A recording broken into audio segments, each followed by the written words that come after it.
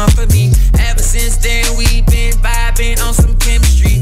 It's just a matter of time. I know she feeling my vibe. I got the keys to the ride. She put her hands on my thigh. She got that look in her eye. That's hell what I'm riding.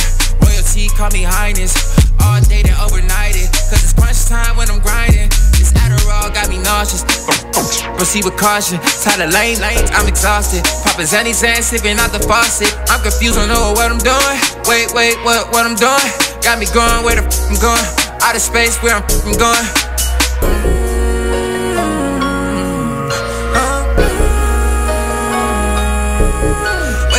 Where I'm going. Where I'm going. Out of space where I'm going. Out of space where I'm going. I'll be up in the way. I'll be up in the way. I'll be up in the way. I'll be up in the way. Running on my face. Gucci guilty on my face. I'll be up in the way.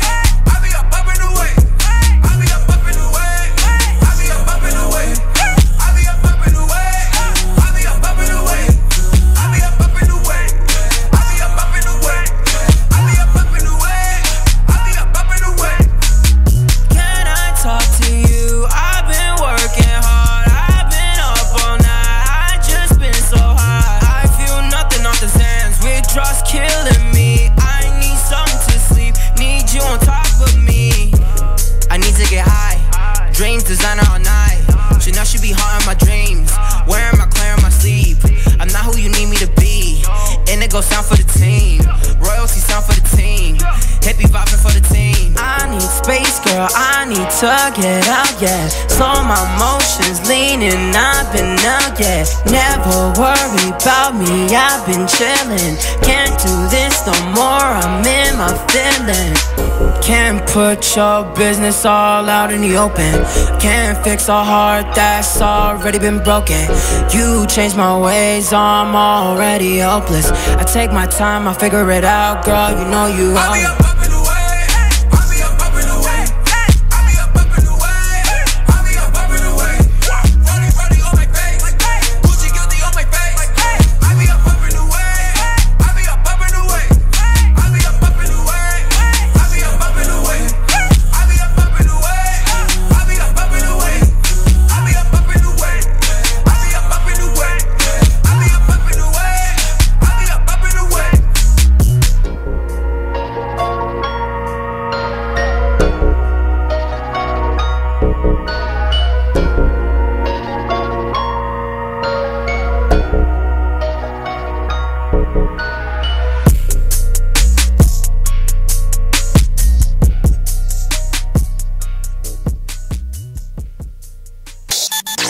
Join the club that gives you stuff. Hey, thanks! Radio Loyalty. Here's how it works. Just click on the Radio Loyalty banner right now and sign up. Then, you keep on listening like you already do. But now you earn points. Those points add up, and you can trade them in for stuff in the Radio Loyalty store. Earn more points by sharing your station with friends on Facebook and Twitter, answering surveys, and by using the apps in the New Players App Store. Pretty simple, right? Radio Loyalty. Click that banner to join now.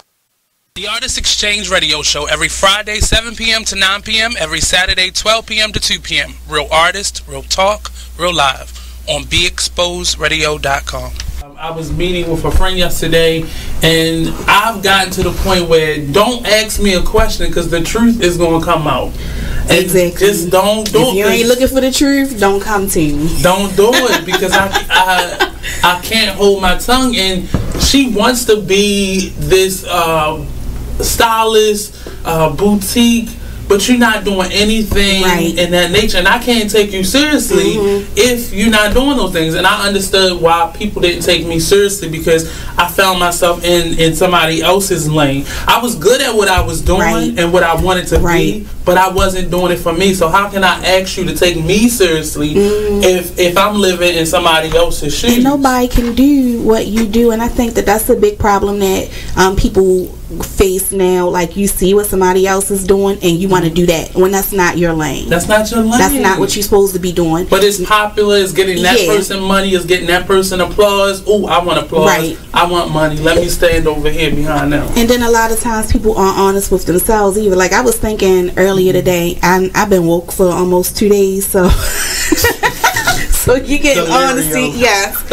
And I was thinking, like, you know, The Artist Exchange Radio Show. You are listening to BeExposedRadio.com.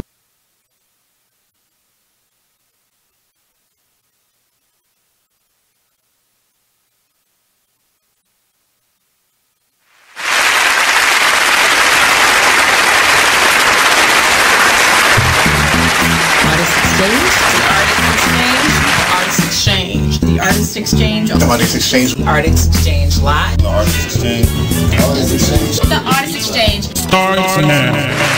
I'm Barber. I'm proud to be a book person. How do I choose a book? Welcome to the Artist Exchange Radio Show here live. Only on BeExposedRadio.com. It's your host, Mr. Nate it's the Hauser. This is really series number 3. This is episode number 3 in the series of interviews with Miss Natasha. See Natasha Richburg. See, y'all messed me up already. Jinx me.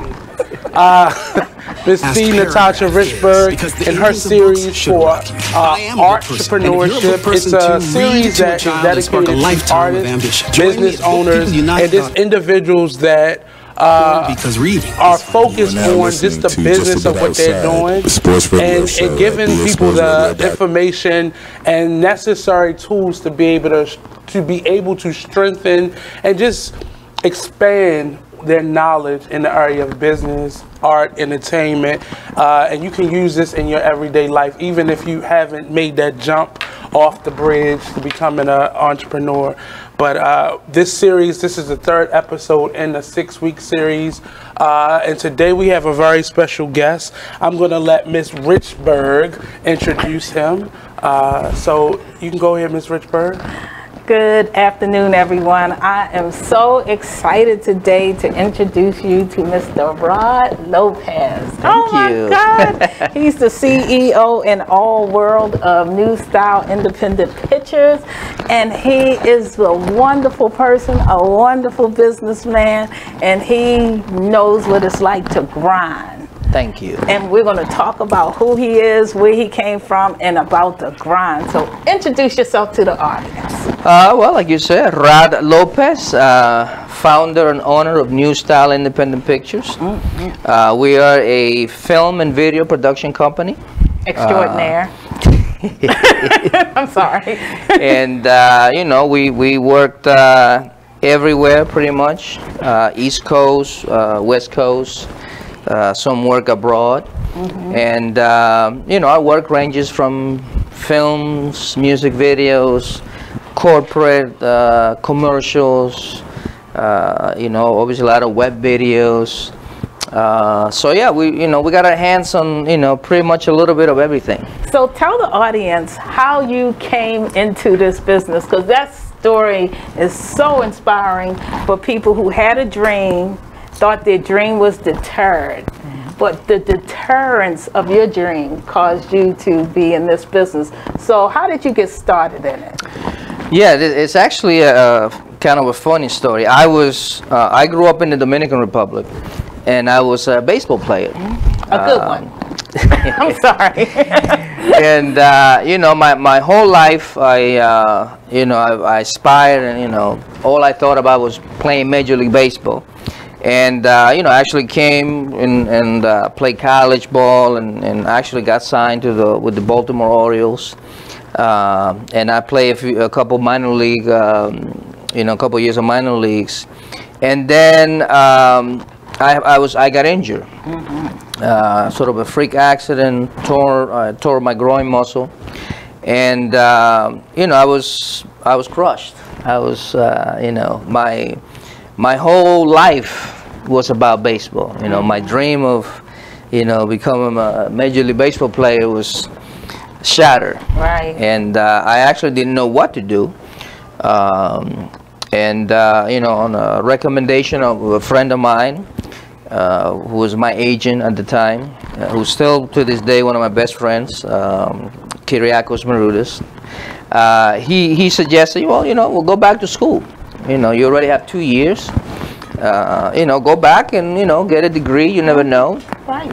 I honestly didn't know what I was gonna get a degree on. I didn't have any because up to that point, I never considered anything other than baseball. Right. But I remember I went to Towson University, and I remember I picked, you know, some random classes. I think I picked some something to do with law, something to do with medicine, something to do with science. Sound like an artist. Y'all sound like an artist. I even took a forensic, yeah, something to do with that, and you know, and I needed to pick one more class, and I didn't know, you know, what to choose.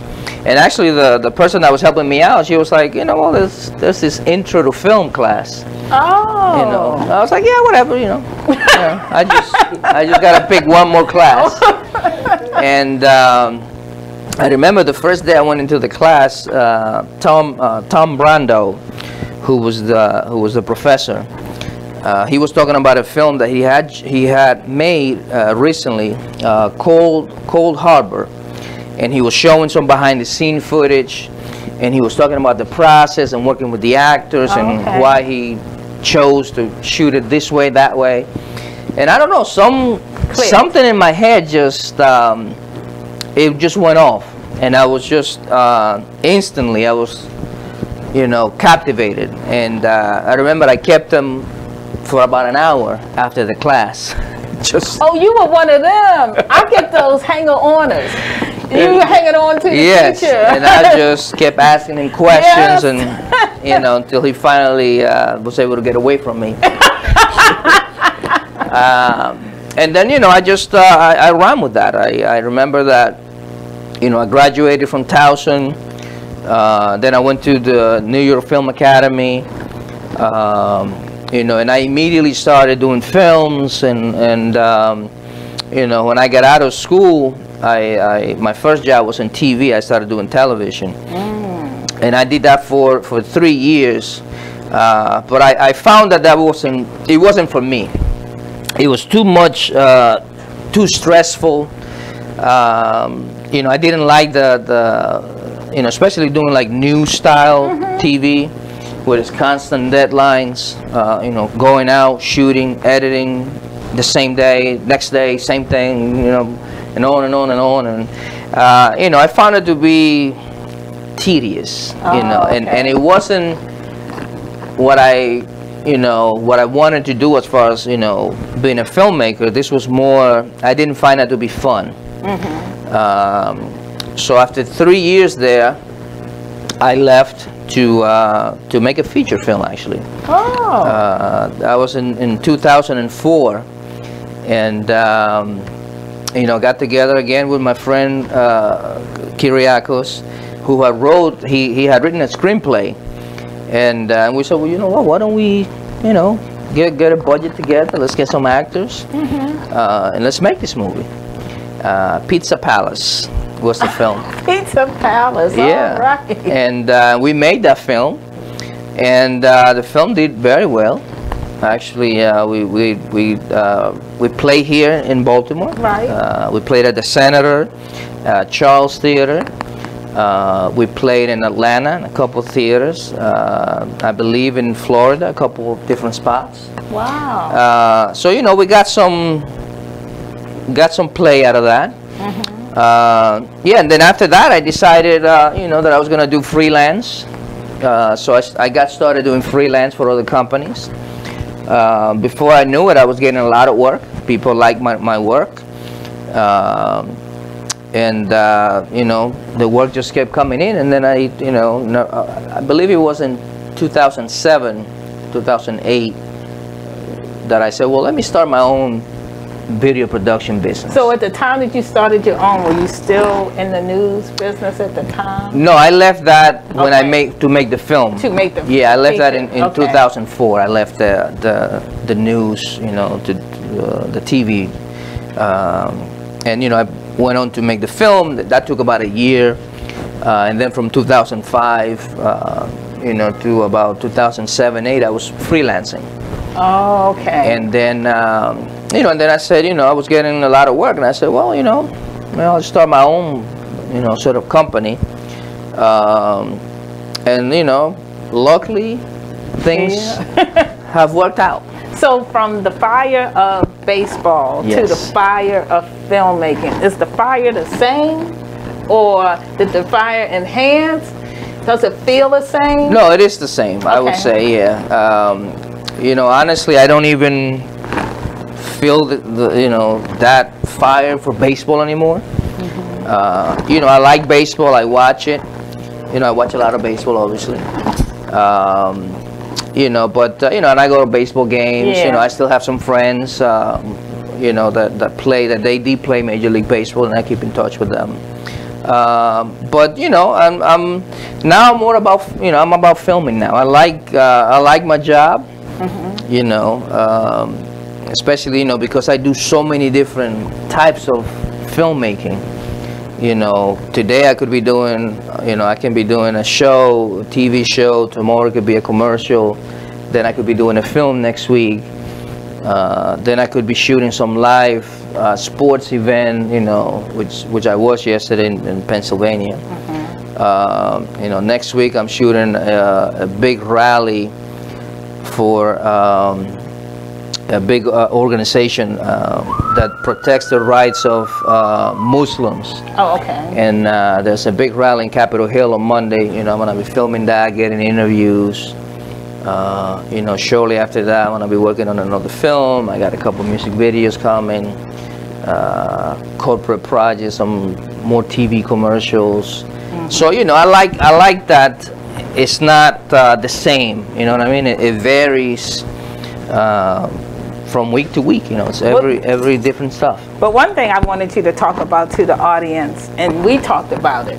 The grind is real. Yes. You went to film school with people who've done nothing with it. Yes. Talk about the grind.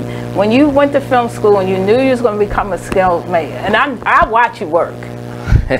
You know I do. So I know what it. Can you give the people a feel of what a day? You know, just walk us through what that's like. Well, it's definitely a grind, and it's difficult. You know, I think anybody who especially people that own small businesses, you know that it's not easy. Right. You know, and I went to school with obviously a lot of people. I went to film school in New York and Towson, and I can honestly say that I think only two or three, maybe, I mean a handful, are still doing film-related work. You know, especially freelancing is very difficult. You know, and it takes a lot of, you know, it took a lot of work. I don't know, in my case, you know, I don't know if it's a luck or work or, you know, probably a combination of both. You know, I think that I've been, you know, one of my things is if I take on a project, I want to make sure that it gets done well. Right. You know what I mean? And I take it as that's my project. Right. You know, because a lot of people come to me, you know, because I do my own films. You know, I make my own projects. I still shoot my own stuff. And I try to put that same dedication, in fact more, when it's somebody else's work you know, they hire me to make their film or to shoot their music video or make their commercial. You know, I take that approach. Let me just say this.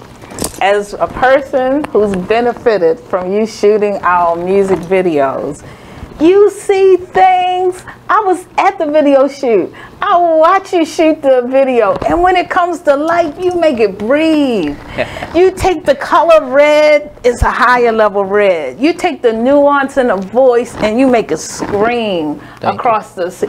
That's love. That's passion. The grind is real. Yeah. Everybody thinks because they can carry a camera, they can shoot.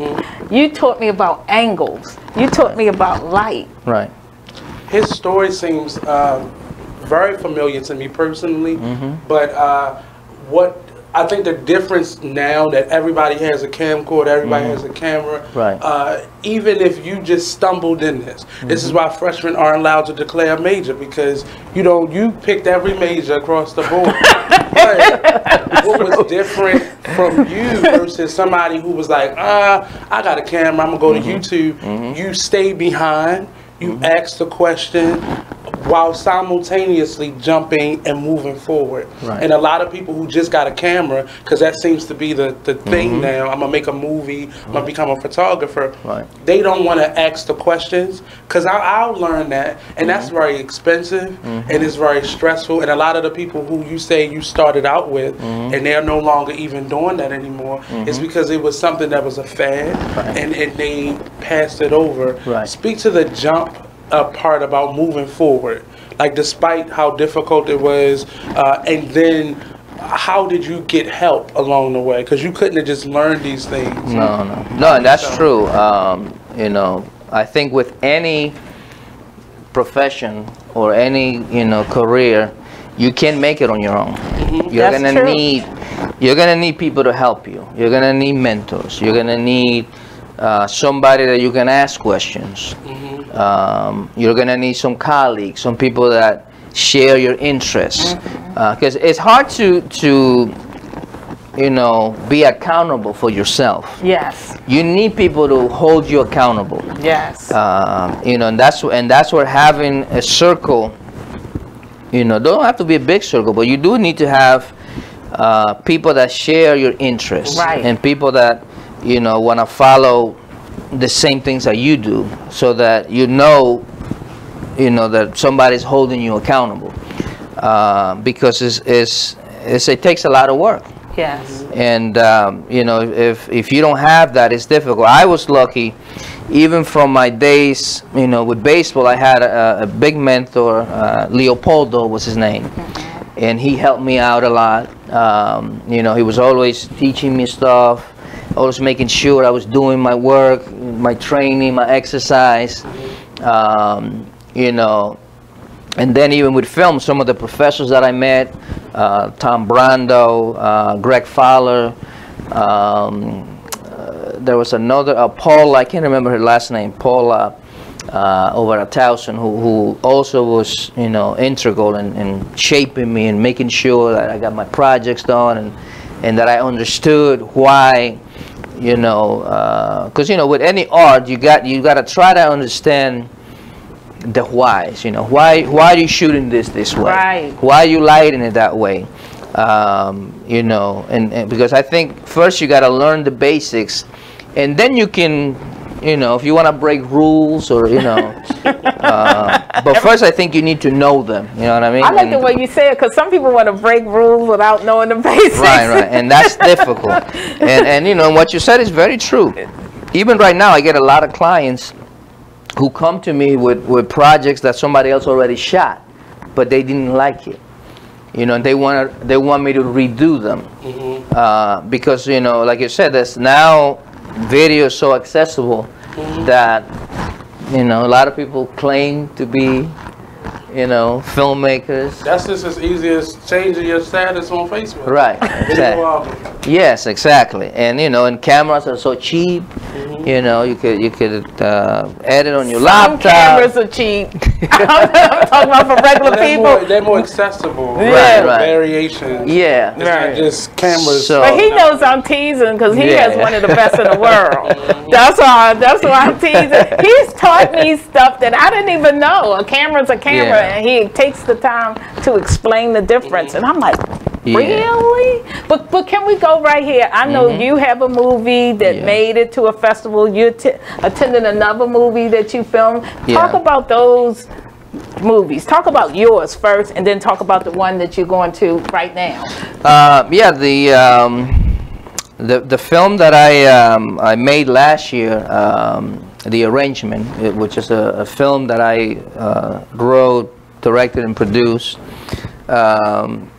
It's doing really well. We started the film festival circle this year.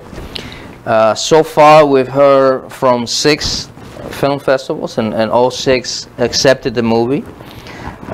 In fact, one of them we got a nomination for Best Film Noir. Wow. They're announcing the winners on Saturday or Sunday, either tomorrow or Sunday. So you know, we could, you know, pick up a win. Claim it. We claiming that win. We claiming that win. Okay. He's trying to be modest. I know he go ahead. You be modest. We'll claim it. We claiming this win for you. Yes. It would be nice. Yeah, it would be nice. You know, but you know, I know it's tough. It's a lot of good films. You know, at that level, once you get in, you know, the ones that end up getting accepted. Then you know, it's a pool of a lot of good movies. So I mean, you know, getting nominated, it's good, obviously. And we still have a lot of festivals that we're gonna be hearing from pretty much every month up to December. We're gonna probably be hearing from 2 or 3 a month. Okay. So you know, the movie I made it with is starring Lamont Eastern, who's he's a big local. You know, he's from DC, based out of DC, but he's done a lot of big work, including House of Cards, and a couple of other network shows where he had, you know, recurring roles. Yeah, you know, it's one of those projects that you know, just came to me. It was just an idea that I had, and people liked the idea. They got behind it. Can you tell us a little? Sure. The movie. The part that you told me about. Yeah. Oh, yeah. No. You know, basically the premise of the film is about a grieving husband who makes funeral arrangements for his wife of 17 years. That's sort of the tagline. You know, what you end up finding out later is that he's making an arrangement for her because he's going to kill her.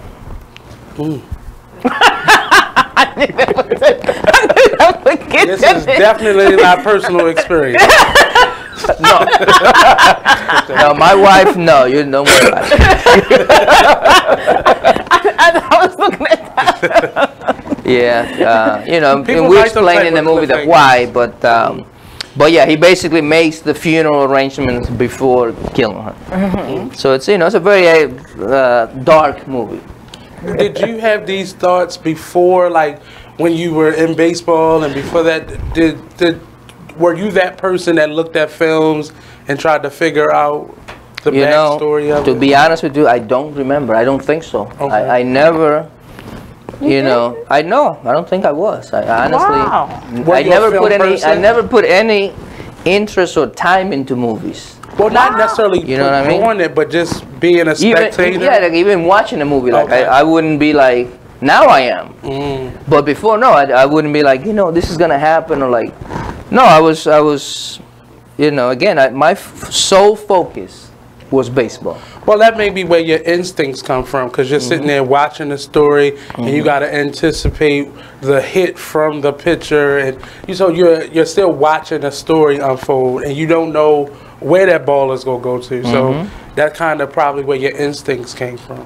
Yeah, it's very, very possible. You know, I think baseball, I credit baseball with a lot of the success that I've had in film, because, you know, baseball taught me that you have to work. You know, I met a lot of famous baseball players, Hall of Famers, you know, players that ended up being some of the greatest players of all time. And they always told me that people want to be great at something, but do they want to do the work that it takes to be that great? That's what I wanted to. You know what I mean? You could say, oh man, I want to make, you know, I want to be blah, blah, blah. But are you willing to do the work that it's going to take you to be that? So when does a film come out about baseball? I mean, I'm saying that because I just showed my class Fences over the past week, and he made so many references to baseball, and we have so many types of baseball films out there, but when is yours coming out? It's funny you say that, because I wrote a film about baseball probably 10 years ago, and I have it, and you know, the only reason I haven't followed that up is because it's a big project. You know, it's gonna take a big, expensive, you know, budget. So my hope is that soon enough I'll be able to do that. But I do have a baseball movie, not necessarily about me, but it's you know, some of me in there, but it's definitely a baseball movie. And obviously I think, you know, I would be a perfect candidate to make a movie Will it be here or? Yeah, you know, I would like to shoot it here. Yeah. Okay. So tell us about what you got going on tonight. Tonight we have the Hagerstown International Film Festival, a film that we made last year. Patricia Johnson. I'm sorry? No, I didn't know what that is. Yeah, with Patricia Johnson. It's called The Tormentors, and it has to do with bullying. You know, we basically want to get the message, you know, across for kids that are being bullied or kids that are doing the bullying. Yeah. Just so they know that it's not cool. Right. And that, you know, bullying has serious consequences. We've seen them. We've seen kids, you know, commit suicide. We've seen what it can do. Possibly. So, you know, I think it's a beautiful film. It's based on a book that the kids wrote, as you know very well. Yes, I do. From the Youth Writers Challenge. Right. And you know, we turned that into a film, and it's been doing really well. Again, it already got a couple wins at some festivals out in LA. You know, and it's got you know, I think the message of the film, you know, it's a very positive film. You know, it has to do with conflict resolution, how do you deal with bullying, you know, and again, from both sides. Right. If you're the bullied or the bully, or if you're being bullied. Right. So, you know, it's a work that I'm proud of. And you know, tonight is opening night at the festival. The film is actually showing tomorrow around 2 o'clock in Hagerstown. So, you know, we're looking for people to come out and support the film. You know, like I said, we have, you know, we got a lot of good projects going on. We have another project that we're doing, which is a TV series, which was written by my friend Speedy, last name Carter, and you know, we're making it happen. We're doing rehearsals. Local guy, he's from Baltimore. He wrote a beautiful screenplay, and you know, we're gonna be shooting the pilot for that soon. You know, and then we got some other big stuff. We got some network shows coming up. You know, that we're gonna be doing in April. And you did some nice behind the scenes in the studio. Yes, yes. That young people would be interested in. Yes, yes, and we will do it. And you know, like I said, we got a lot of stuff going on. You know, from all sorts of different, you know, ways. So you're gonna say something? Well, so with this explosion of self-published artists who really want to be Spike Lee and so on and so forth, what do you expect for them to have and understand and be open to when they say, I want my book to be a film? I know that was a lot. Oh yeah, that was a lot. But that's good. You know, it's a complicated process in a way, obviously, because, you know, again, with any independent project, you know, you're gonna need a number of things. You know, the first thing you're gonna need a team. You know, especially if you have a book, you have to see how, you know, first of all, you gotta translate that into a screenplay. You know, who will do that? And then again, you gotta build a team to make the film happen. You know, you'll need money. You know, and in any film, you know, even a short film, it takes money. You know, and it takes, you know, especially if you want the film to, you know, look and feel like a Hollywood movie. You know what I mean? So it's not filmed, you know, on a little camera with, you know, with sound from the, you know what I mean? If you want it to be a professional piece, then you're gonna have to spend some money. So, you know, it's, I would say if somebody has a book and they want to turn it into a film, you know, the first thing they need to do is they need to contact somebody who's in the field, be it of a writer or a filmmaker, so that they can then start exploring options as to how we're going to go from making this you know, sort of like we did with the Tormentors, where, you know, they brought me the book and they say, okay, we want you to turn that book into a screenplay. Okay. And that's something that we did. We actually took the book, wrote the screenplay from the book, which is another in itself a challenge. Because, you know, a book, you know, you're not going to be able to translate it like page by page. Right. So you're going to have to leave some things behind. You're going to have to add some stuff. You know, and you're going to have to make up some new stuff. You know, so it's going to take some creativity and an imaginative mind to make it happen. But let's talk about the support team aspect of it, because a lot of times people think they can do things by themselves. You cannot. No. And so, just in your life and your career, how have you gone about building a support team?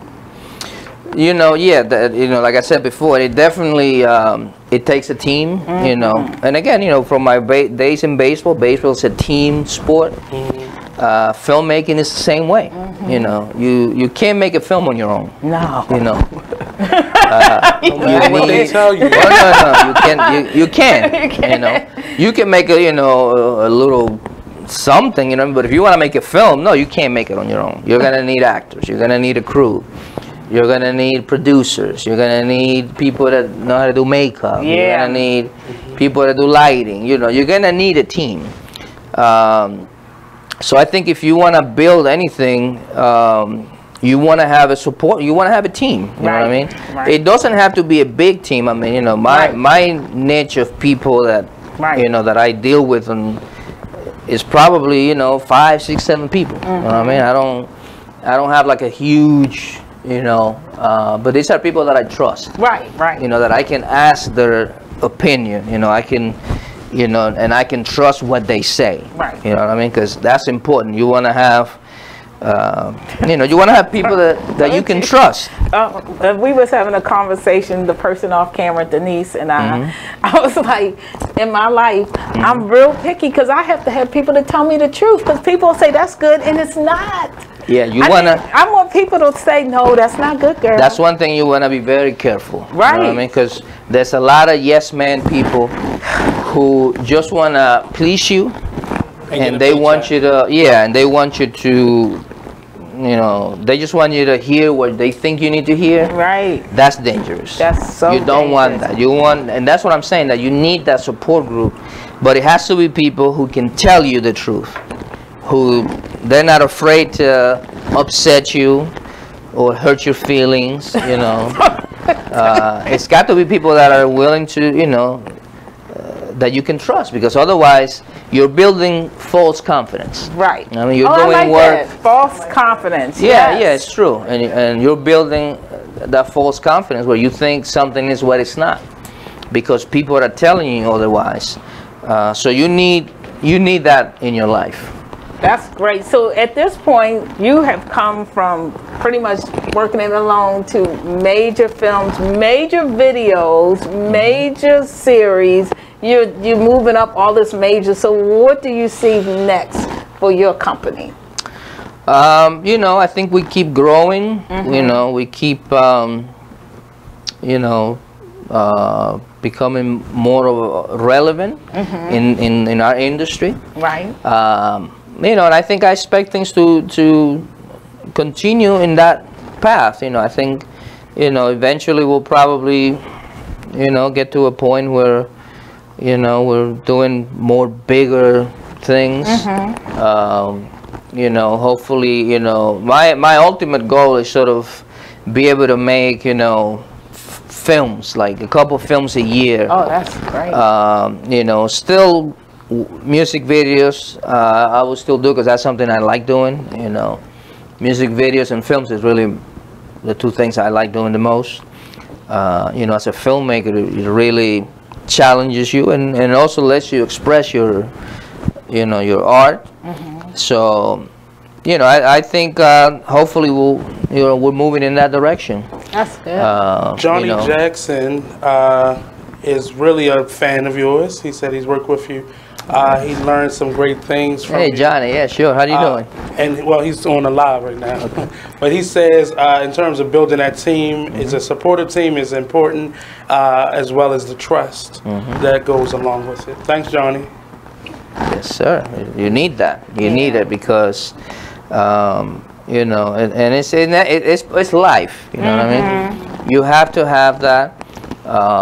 And like I said, you don't want the people that are just, you know, telling you things just to make you feel good. Right, right. I'd rather hear, you know, what's the real truth, rather than just, you know, tell me something just to make me feel good. But let me ask you this: when you first you found out you like film, and you started in film, and you didn't like that part, and then you started freelancing, did you ever have a plan B, or did you like, I'm gonna stick until this works?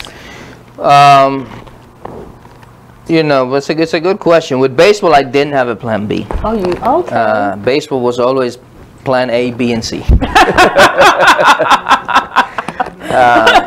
You know, with filmmaking, I think, you know, working television, you know, working for another company was sort of the plan B. Okay. You know, the first thing was for me to make it on my own and sort of, you know, make it to where I can make a living and you know, and live comfortably.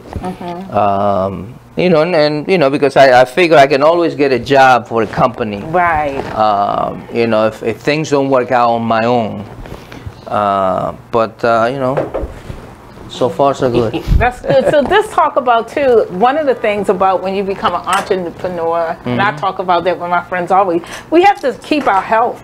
Yeah. We have to find time to exercise. Yes. We got to figure out how to eat right.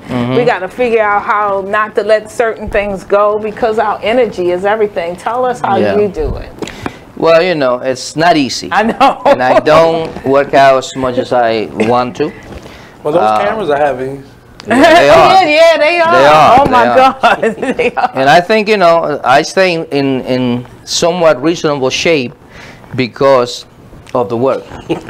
I mean, like yesterday, I was running around up and down the field for for like 3 hours, like literally running around, following the action.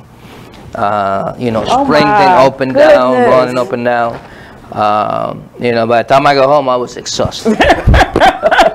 After putting everything back in the truck. Yes. So you know, it's hard. You know, my wife and I, we both struggle with that. You know, trying to find time. You know, especially we have small children. Right.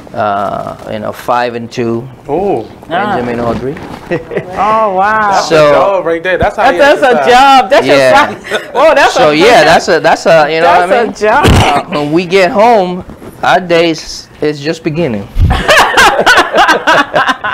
You know, we both work full time, and then you know when we get home, it's you know, that's the real job. So you know, it's hard finding, you know, eating the way you're supposed to. You know, I definitely try to exercise. You know, especially, you know, the kids. You know, obviously having small children.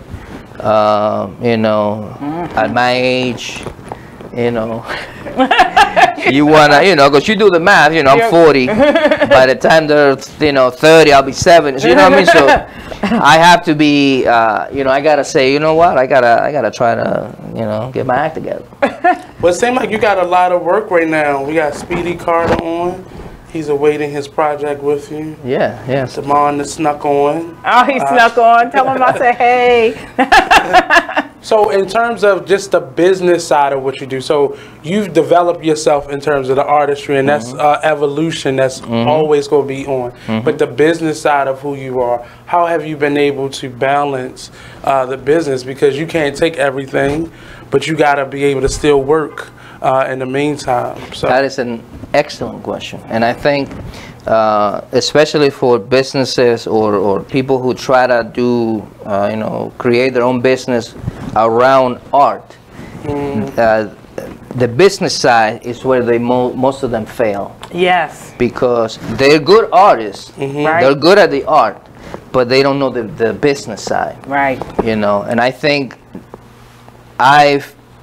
personally, I put a lot of work into that side of the business. But I've made myself into a businessman more so than the artist. You know, because I realize I can do the art, I can do the video, I can do the film, but it's the business side that's really the difficult part. How do you, you know, how do you advertise? How do you market yourself? And also being, you know, doing good business, because probably more than half of my work is referral. Okay. People are constantly referring me. You know, I just got a referral yesterday, a couple of days before that. You know, Speedy Carter, he was a referral. I try to refer everybody I know. Right. I get a lot of referral because I try to do the best work that I can so that my client is satisfied. Right. So they're happy. And when somebody say, hey, oh, I need somebody who do this, and they don't hesitate. Oh, yes, you'll call Rod. You know, New Style. So I think, you know, having good business sense and you know, learning the business, like literally, you know, learn how to do business, how to build a business, how to market a business. You know, I'm constantly coming up with ideas. How do I market my company? Right. You know, how do I get it over to, you know, this type of business? How do I attract, you know, this kind of artist? Or, you know, I'm always thinking from the business. I'm never, you know, thinking sort of from a filmmaking perspective, because I know I can do that. Right. And that's going to cost you money trying to think always like an artist. Right. So, you know, I'm more... Can we stop right there? Because most artists think like artists, and when you bring business to them, they think you're crazy. And I'm like, I want you to win. That's my passion. I know. Yeah. I have to do it. And I'm like, no.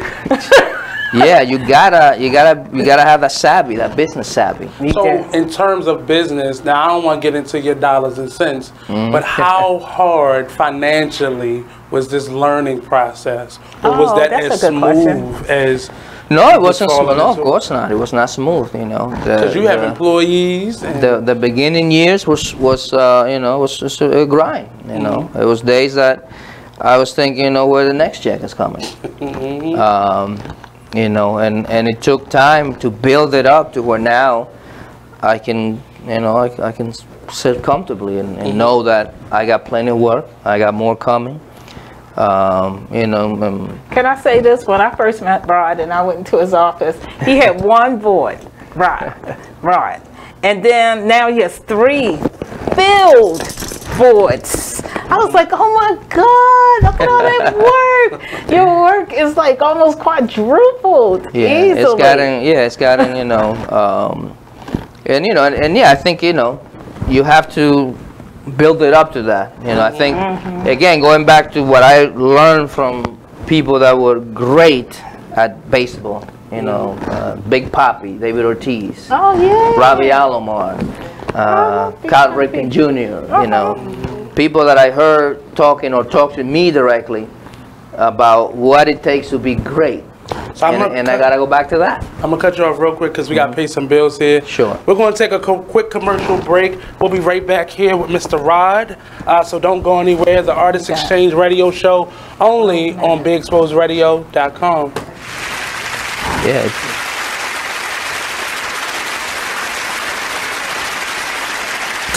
Come join us every Monday night from 8 to 10 p.m. on YouTube, Facebook, or BigExposedRadio.com. So we had a lot of things going on. Mother's Day, Major League Baseball, pink bats, pink outfits. Yeah. They certainly did the mothers good. They don't show them justice. Like Jimmy said, the pink bats, cleats, all types of pink highlights in the major leagues. The Orioles were swept by the Kansas City Royals. Wah, wah. The Kansas City Royals. Thank you, Eric. Kansas City Royals is they're like one of the worst teams in the Major League Baseball right now. Yeah, so that was a little tough. Yeah, so the Orioles no longer have the top record. It belongs to the Washington Nationals now. Yeah, so that was tough. So hopefully they'll get back on track with the next series. Maryland We got some local sports, collegiate to report. The Maryland lacrosse. Let's shout out the Maryland lacrosse team. They are in the NCAA tournament, and they... Hey, this is Mark, just a bit outside on BeExposedRadio.com. Listen to us every Monday, 8 to 10 p.m. on Facebook and on YouTube.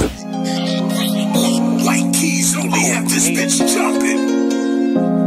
Okay. If I sit around, hold up. Look. If I sit around, hold up. Yeah. Rebel up. Let's do it. If I sit around, I'ma smoke some more. Wasn't even thinking about smoke before, but I'm in my head and I'm in the bed. Don't know who I am, like I'm wearing a mask. Working mode, tell them where the cash. If you wear the cash, tell them where the cash. If you playing for you, gon' run it back. Don't make promises, but I promise that. Don't promise me, cause I ain't into that. Fell in love with that and got hurt from that. That was all over and the curtains back. Can't see you not noticing that. I'm letting it go, it ain't holding me back. Yeah, I'm on dice, but ain't come for the crack. Drinking with uncle, we only do jack. How I'm alive, I thank God for that. You are listening to BeExposedRadio.com. Artist Exchange. The Artist Exchange. The Artist Exchange. The Artist Exchange. The Artist Exchange. Artist Exchange Live. The Artist Exchange. The Artist Exchange. The Artist Exchange. Starts now. Back to the Artist Exchange radio show here live only on BeExposedRadio.com. Let me first shout out our sponsor for this month, the Grit Fund. You have only 2 more days to submit your proposal for your Grit Fund project. It's an easy, simple 1, 2, 3 step grant project. It's a great intro to grant writing. If you are a first-time grant recipient or you've never received a grant before, please go to their website, Grit Fund, G-R-I-T, Fund, F-U-N-D.com. Submit your proposal. It's very easy, very simple. They're due by 12 midnight this Sunday. So please take a chance. And even if you haven't gotten the idea yet, go to it, read it, and be prepared for next year. That's the gritfund.org. Today we have a guest co-hosting with us, Miss C. Natasha Richburg. She is helping me for the next for these past 6 weeks do a series of conversations focused towards entrepreneurs, business owners, artists, to give them some tools and things to be able to strengthen their foundation or make that big jump. Today's guest, our special guest for the day, is Mr. Rod Lopez. So I'll let Miss Richburg continue on with this great interview. Hello, I have another question for you. Sure. Tonight you're going to premiere. Mm-hmm. Are you a business person or are you an artist? When you go to premieres? So tonight I'm the artist. Oh, you're an artist. Yes, okay. You know. So when you walk the red carpet and all of that, you really enjoying the outcome? Okay. Yeah, of course, more, you know, enjoying the, the film and happy for the cast and the crew and it's more about, celebrating, the project. You want to see, which I remember telling Patricia when we first met, the first meeting that we had about the film, which at that point was just an idea that she had. Right. And I told her that I'm gonna, how I love taking that idea and that one day I want to see that on the screen. Okay. And see her reaction. And I remember she was actually in tears when we premiered the movie. Because it's a beautiful thing to see, something go from an idea to an actual thing, and to know that you had a hand in making it, you had something to do with it. It's one of the things that I like the most of the filmmaking process. I got a serious question. So when you watch the movies, are you popcorn or pom-poms? When you watch it, what do you indulge in? I'd say I'm more popcorn. Are you now that you're now entrenched in the backstory of filmmaking, can you watch a film for the first time as just an audience member, or are you picking out especially when it's not one of your pieces. Are you picking apart? Like that plate was on the table, but it's not here now. Oh, that's some of the sweat is less on this scene. What's wrong with that? Yeah, I'm laughing because I'm thinking about my wife because she doesn't like watching movies with me. Yeah. Because she said I don't let her listen to. She can't hear the movie because I talk so much. And I'm always doing that. Basically. I always do that too, and I do the technological aspect. How are they taking this analog phone call and going through a digitized line without a converter? Mama's like, shut up and watch the movie. No. I think that's as an actor, I'm looking at the acting and I can't pay attention to like just watch the film. I've seen Fences 50 times now, and it wasn't until I watched it with my students and watched how entrenched they were that I was like, just calm down, watch the film, and I was able to watch it as a audience member. And I do that. I think especially when you see a good movie, you don't even have to think about it. It happens naturally. I think it's when you're watching bad movies it's when you can, you know what I mean? No, it's true, because when you're watching a good movie, yes, true, you're so into the movie that you don't say a word. Well, that's how you determine that it's a good film now. Right, yes. Right. So now you can go back and just be comfortable with it. But I normally have to watch it at least 2 or 3 times before I could just watch it and just get myself, come on, you spent your money. Come on, stop wasting your money. And just watch it. That's why I asked you before, like prior to this life, were you ever a person that was picking apart even TV or film, or did you notice, even if it was a small part? No, I didn't. That's interesting. But let me ask you this, as a person who comes from a technological mindset, where do you think the movie business is going, and how are movie theaters going to evolve? Have you thought about that? Well, that's a good question. I was actually talking to a friend of mine, Kay Templeton, who she works in Hollywood. Okay. She's one of the people we went to school with. And she's one of the people that made it. She's actually worked with Clint Eastwood, Robert Rodriguez. I mean, she's working in Hollywood. She does a lot of big network shows, network television movies. And she was talking about that, and I agree with her. There's a transition going on with film because of the Netflix and the Amazon, the Hulu, because now, movies, you can watch them at home. You know what I mean? So I don't know the future, will people, I'm sure the people still will go to the movies, but I think that's going to be less and less. We're going to see more of movies being made for TV, for the streaming services,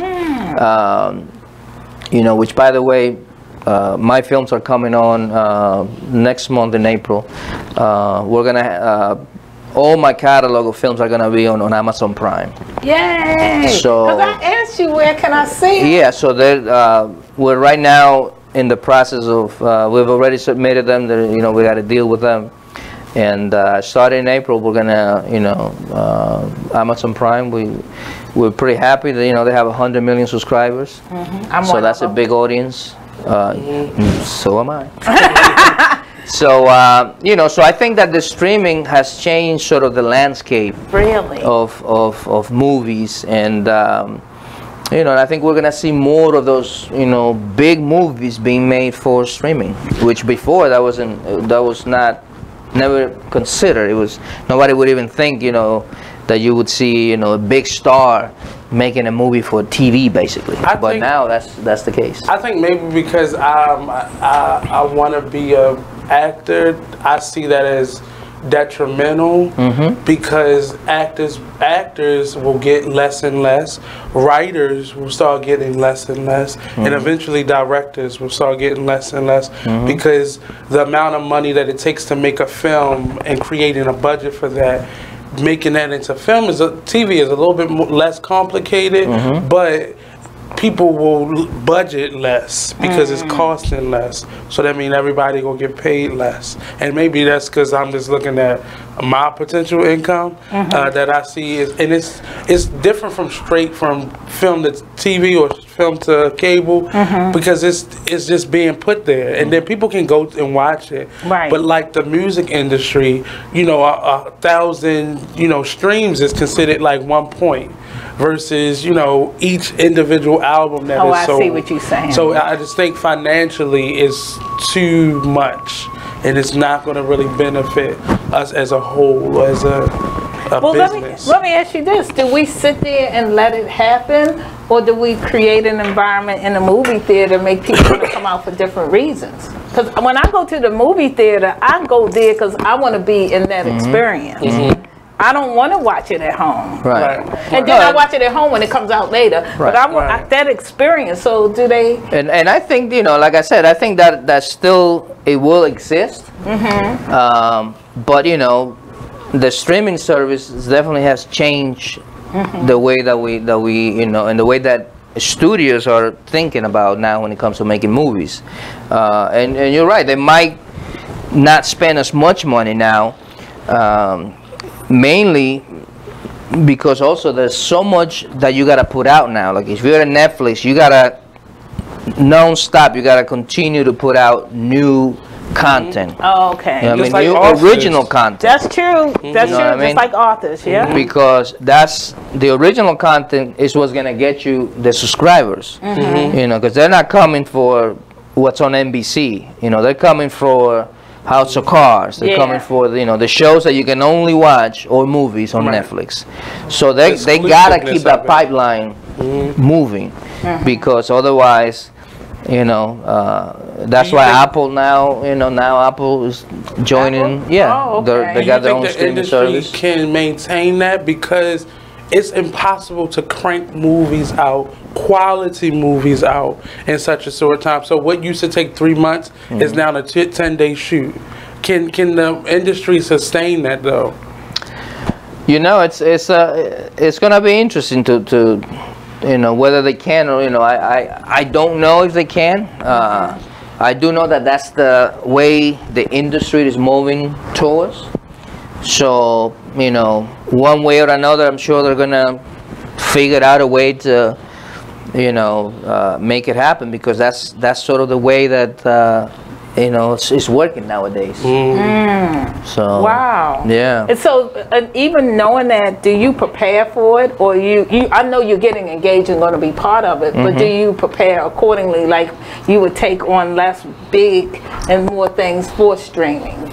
Yeah, I think so. You know, I'm actually you know, now that I'm part of one of these the major platforms, I'm looking for projects to, you know, that I can push that way.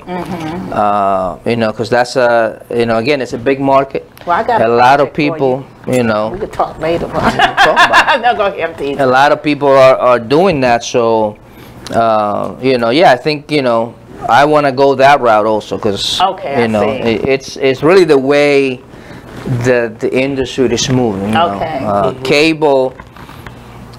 Eventually, I think cable is gonna, you know, that digital thing messed cable up. Yeah, that whole digital. Yeah, you know, and I think that's, you know, that's gonna be the future. You know, the streaming network. Yeah, streaming networks. So you know, because everything is internet nowadays. It is. It's all internet, social media. It is. You know, so. That's just the way. It's just what it is. There's no way to fight it. Well, let me ask you this: it's like in your business, what magazines or periodicals? I mean, do you read stuff, or you read the same stuff we read? I read a lot of, you know, blogs online. You know, I belong to a bunch of them that are especially for filmmakers. Right. Like No Film School, which is one of the better known ones. You know, amongst others. Do you all have conventions, like if you are in the yeah, of course. There's a NAB convention, you know, which I'm a member of NAB. And yeah, I mean, yeah, there's conventions, there's, you know, obviously I think anybody who works in technology, which, you know, I'm an artist, but I also work with technology. You do. I gotta keep up with technology, you know, because there's new software coming every few months. There's a new camera, there's a new, you know, piece of equipment, there's a new editing software, coloring, grading, and that's also a big part of the business. Because you know, some people stay, you know, and they become sort of a dinosaur, where they stay with the old cameras, the old, you know. I've learned that every couple of years I have to, it's a revolving door with my equipment, my editing stations. I keep, you know, I update them by new computers, new software, new cameras, you know, the new one, the newer one. You know, even if I get one, you know, and 6 months later, which happens often, I'll sell that one, I'll get the new one, because I want to keep up with, you know, because in order to produce the best quality, you're going to need that.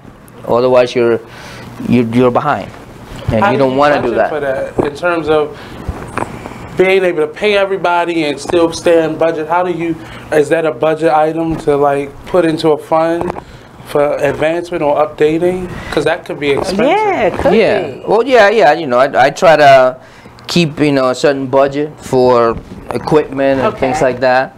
You know, and obviously, you know, any project I pay my, you know, the people that are working with me, you know, sort of on a project to project basis. You know, so yeah, obviously, like I said, you gotta have that business mentality where you're the businessman who's also writing checks. You know what I mean? You gotta know what it takes to, you know, make a project. So everybody gets paid, everybody makes money. So, you know, it can't just be oh, I'm the artist, you know. I want to make a beautiful piece. Yeah, you do, but you gotta make money. You know, you gotta, and you gotta, you know, also the people that are working with you, you want them to make money. And so one of the things I hear you saying, particularly for people inspired to do what you're doing, you have to be a lifelong learner. Oh, yeah. You have to look at your art as a business. And if it don't make money, it may not make sense. Sometimes not making money may make sense, but it has to make sense. It has to make sense. You know, and to the first point, I feel like I don't know anything. Honestly, I'm not trying to sound cute or nothing, but that's how I feel. I feel like, you know, I feel like there's so much to learn as a filmmaker. I'm always looking at tutorials, even, you know, 80-90% of what they say I might already know. You know, they might be talking, oh, I didn't know that, oh, I didn't know that. Oh, you know, I didn't know that. You know, so I think that you should never feel like, oh, I know enough. Right. I think that's a death sentence. Right. That's a good. That's a you good. never. That's you know, good. I've been doing this 20 years, and I don't feel like I know. I feel like, you know, I honestly feel like there's so much more that I need to learn. You know, and I always think I can be better. You know, I can do better. And then what the second question, the second part of your question was again, which one was it again? If I forgot. So there was being a lifelong learner. Right, and the second part was. I can't remember. What did I say, Denise? I don't remember. But while we try to remember, I'll ask the question. It's interesting that you have that perspective, because we normally get that from somebody who did not choose to go to film school. Yeah. So because they know they have to always stay up. But that idea of transitioning out of being not necessarily a career student where you're always trying to learn and you haven't created your own niche. How have you created your niche, or is that still unfolding in terms of filmmaking? So we know that's a Rod Lopez production. You know, again, I think, you know, I do have a niche. And I think the way that I have built that is really through making good work, you know, doing good job, you know, and making sure that my client is more than happy when the project is done, making sure that the end product is better than they imagined, that, you know, they didn't even think it would be that good. That's been my experience with you. You know, and that's always how I want to, you know, I like to tell people, you know, low expectation and then over deliver. So, you know, make them think like, you know, they're not going to get as much as they will eventually. So you over deliver on what they actually wanted. You know, so that's important. I think that's how I've been able to build, you know, a network of, you know, people. And then, like I said, you know, I work with a lot of different people. They you know, that I send them work. They send me work. You know, if there's a job that, you know, like I just got a request for a job, I didn't think we could do it, I sent it to somebody who I think can do it. You know, and that's a company who sends me work. You know, a lot of times people come to them looking for video, they send it to me. So, you know, it's important to keep those, you know, two-way, you know, lanes open. Because a lot of times also people, you know, they don't, you send them work, but they don't send you anything. Yeah. Or they don't even refer you. You know what I mean? Right. Which, you know, it's fine, but I think, you know, if I know somebody needs something, I know Natasha, I'm going to send it to you. You know what I mean? You know, because I believe in that. Right. And I also believe in, you got to let, you know, the people that know the particular job, let them do that job. You know, I won't take on any job if I think you can do it better.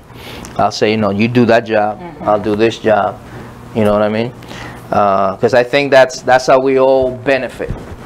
And that's for that reason is why I try to persuade people to go to school, because you learn that networking tool in a school environment. Because the novice who just picked up the camera, they go try to do everything themselves, burn themselves out, mess up their integrity because the quality of what they're doing. Your marketing and branding is often doing a great job. Yeah. And just following through what you say you will do and being there and being responsible. Yeah. Whereas though you don't have to do a lot of financial marketing out there because all your clients are speaking for you. Right, right. Oh yeah, that saves you a lot of money and time. You know, we still do a lot of marketing. Right. But there's no better marketing than somebody speaking on your behalf. Right, right. You know, when somebody can say, you know, this person can do it and he does it, you can't buy that. Yeah. So I think that's important. And then with regard to what I was talking about before, your business expertise, if it don't make money, it don't make sense. Or even if it don't make money, it still makes sense while you're doing it. Sometimes it does, you know, and especially earlier in my career, I did a lot of that, where I would take on jobs even if they didn't pay, or even if they paid little, because I saw how that could advance, you know, my career, my business, your skills, and your skills. You know, sometimes you do want to do that. You know, I don't recommend that you start doing, you know, stuff for free all the time. But you know, especially when, you know, when you're getting started, because you know, at the beginning you have to. You know, a lot of people you know, ask me, oh, how do I get started? Well, you gotta build a sort of a portfolio. You gotta build your work. You know, because a big company like, let's say, you know, Hopkins, they're not gonna go to a small person that has nothing to show, that has never done anything. You know what I mean? I was able to get clients like that, you know, when I had a contract with them, because by the time they came to me, I have already built, you know, a big portfolio that included other big companies, so that they can see, okay, well, this person, you know, he's worked with major brands, he can do this stuff. So I think in the beginning you have to, you know, pick out a few projects, even if they don't pay, that are good projects that would help you then in the future, when you then, you know, get a big brand that comes to you, want a video similar to that or something like that, just to show that you can do it. Putting the work in is necessary. I don't care how many resources you've had or been afforded, or how much money you may have had to start over or lack thereof. Putting in the work is necessary, because like you said, they'll pick a small company that has a nice track record or great feedback from people, but if you haven't done anything, like they don't know. You know what I mean? They need to know that you can do it. So you know, this is the advantage now at this stage for my companies, that no matter who it is, I can say, yeah, here, we've done that. So we're coming to an end, and I definitely want Ms. Richburg to make sure she got through all her bullet points. I did. Letting us know where we can find you at on social media. How can somebody potentially send you a proposal or get your support and such? Well, our website is newstyleip.com. And our social media across the board is at NewStyleIP. You know, I try to keep it all consistent. Branding. So Facebook, Twitter, Instagram at NewStyleIP. Also the hashtag NewStyleIP. We're everywhere with the hashtag. And you know, myself at Rad Lopez Films. You know, again, Facebook, Instagram, Twitter. And same with the emails, newstyleip@gmail.com or radlopezfilms@gmail.com. And you had the screening tonight. Is there any other events that you would like people to know that they can come out and support you at?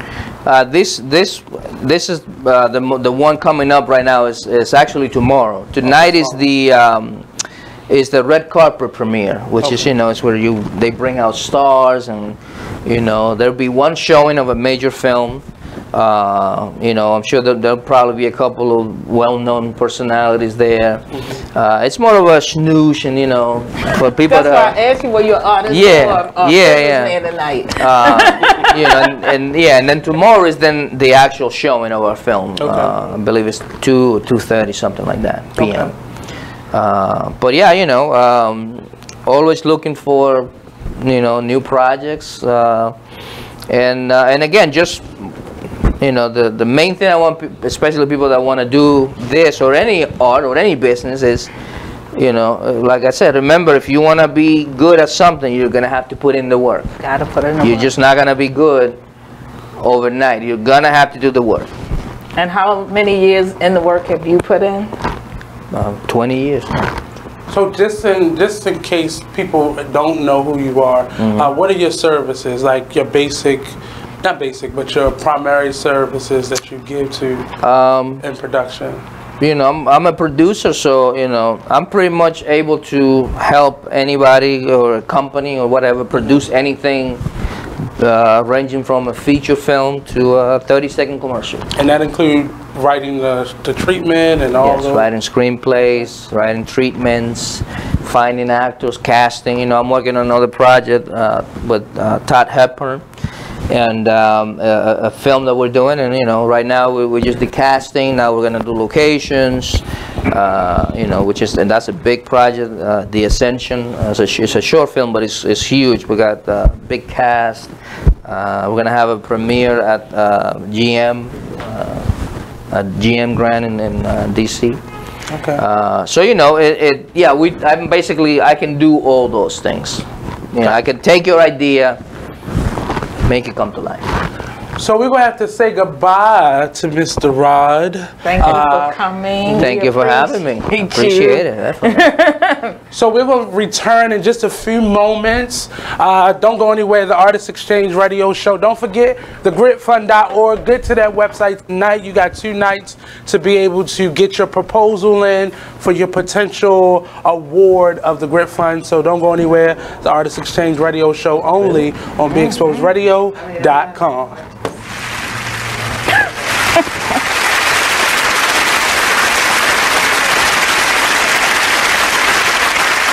Back with more Cheryl Underwood Radio. Thank you, super producer. Hey, Harry Southern, our favorite country lawyer, better known as Judge Harry Southern, is at a county commissioner meeting. Is it in Washington, gang? Yes. It's in D.C. He's in Washington, D.C. And he is a real, true elected politician. That's right. But we got so much good stuff that we're going to talk about. How do we talk about it without Harry, though? It is very strange, especially the legal stuff. Yes. So how are we going to talk? That's what I thought he was kind of maybe there for, is to rebuke Jared Kushner's oh my God. national clearance. Okay, so what do you think about it? It's odd to me why we'd want it, and then I believe, if I'm not right, his advisor said not to give it to him, correct? Yes. And then the president, I guess, put his foot down or muscled him. Yeah, out-muscled him and overruled him and told him what he wanted to do. But why are the people around him saying no? Did he take like a lie detector and not pass it? That's it's my understanding that he had a lot of conflict. That also he had business dealings. He and has he had a lot of conflict those. interest, and he was inexperienced, so they could manipulate him. And see, if Harry was here, he would explain that really the whole thing, everybody said, well, Cohen in his testimony didn't link President Trump to collusion with the Russians. Right. But what it is all of those questionable dealings come together to open you up for collusion, which is everywhere. Russia, Middle East, all kind, Europe, everywhere. Which would be Kushner, and that's how he's probably made most of his money. And their inexperience allows them to be utilized from the benefit of a foreign government that is hostile to the United States. Pawn, right? That's right. Yeah. That's right. That's why when I know when I was just in the reserve, and they would take us through classes with the UCMJ, the Uniform Code of Military Justice, and they would talk about how they would use you, and there were things that weren't acceptable in society. Back then, it was homosexuality. It was any sex act that was illegal under UCMJ that you were caught doing. Okay. So let's say they looked in the window when I was getting my groove on, getting my little swerve on, doing some things. You know, the one talent that I got. Yeah. And if you catch me doing it, knowing that I could get thrown out the military from doing it, even as a heterosexual, then they would blackmail you to do something. Right? That's what it all is. Leverage. So in talking about those things, that's why they didn't want Jared Kushner. And also, he's been accused of 1 minute representing the United States interest, and then the next minute representing the interest of his company that's I thought was called 666 something. Go to the Google. I'll find out the name. Go to the Google. Goes back to my point, Cheryl. Why are they there? Why are the kids there, and why are the kids-in-laws there working for him? And matter of fact, we're going to talk about it when we come back. And also, we got word of the day. What's the word of the day? Are we going to change the word of the day? Because Harry not here. We're going to make it easy. Right. 4 letters. That's right. We'll be right back with more Cheryl Underwood Radio. And we're back with more Cheryl Underwood Radio. Thank you, super producer. And the phone lines are blowing up 1-855 Cheryl 1 because everybody wants to know, where's Harry? Where's Harry?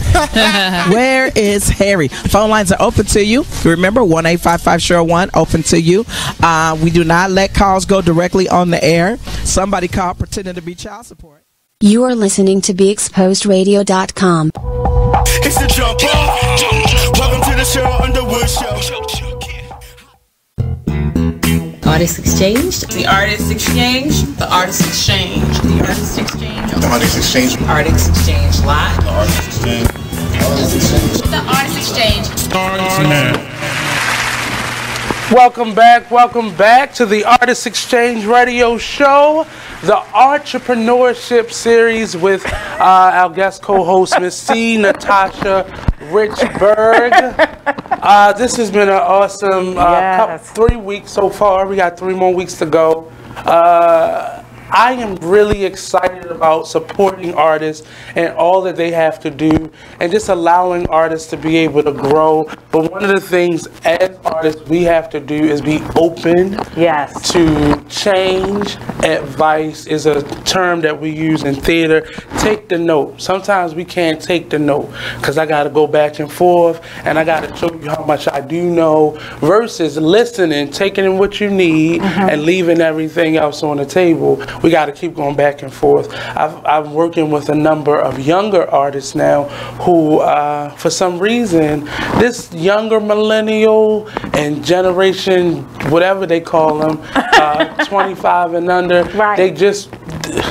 they don't want to learn. That's true. They just want to go get the camera. They want you to give them the resource. They want you to give them a paycheck, and they want to get all the accolades, but they don't want to give anything. And giving is giving of your time as you learn. Supporting the brand that you're on versus trying to bring in your own, devices and stealing, viewers and stuff. I can get into that, but that's my own personal experience.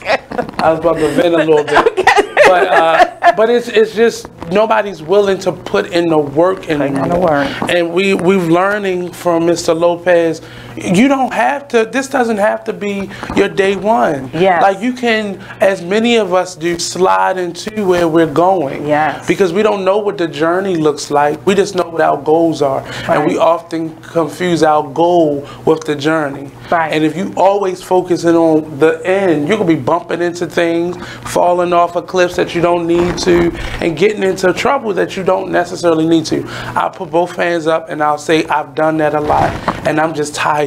I'm making those mistakes financially, spiritually, emotionally. I'm tired of making those same mistakes. So you get to a point where you're sick and tired, and you have to really focus on what you want and how that affects your right now and your tomorrow, and you following your dreams and following your goals. So I want to, Ms. Richburg, to just go through the bullet points so we can hear the questions, and then we can start the dialogue from that point. Yeah, so this week the title is Artist Life.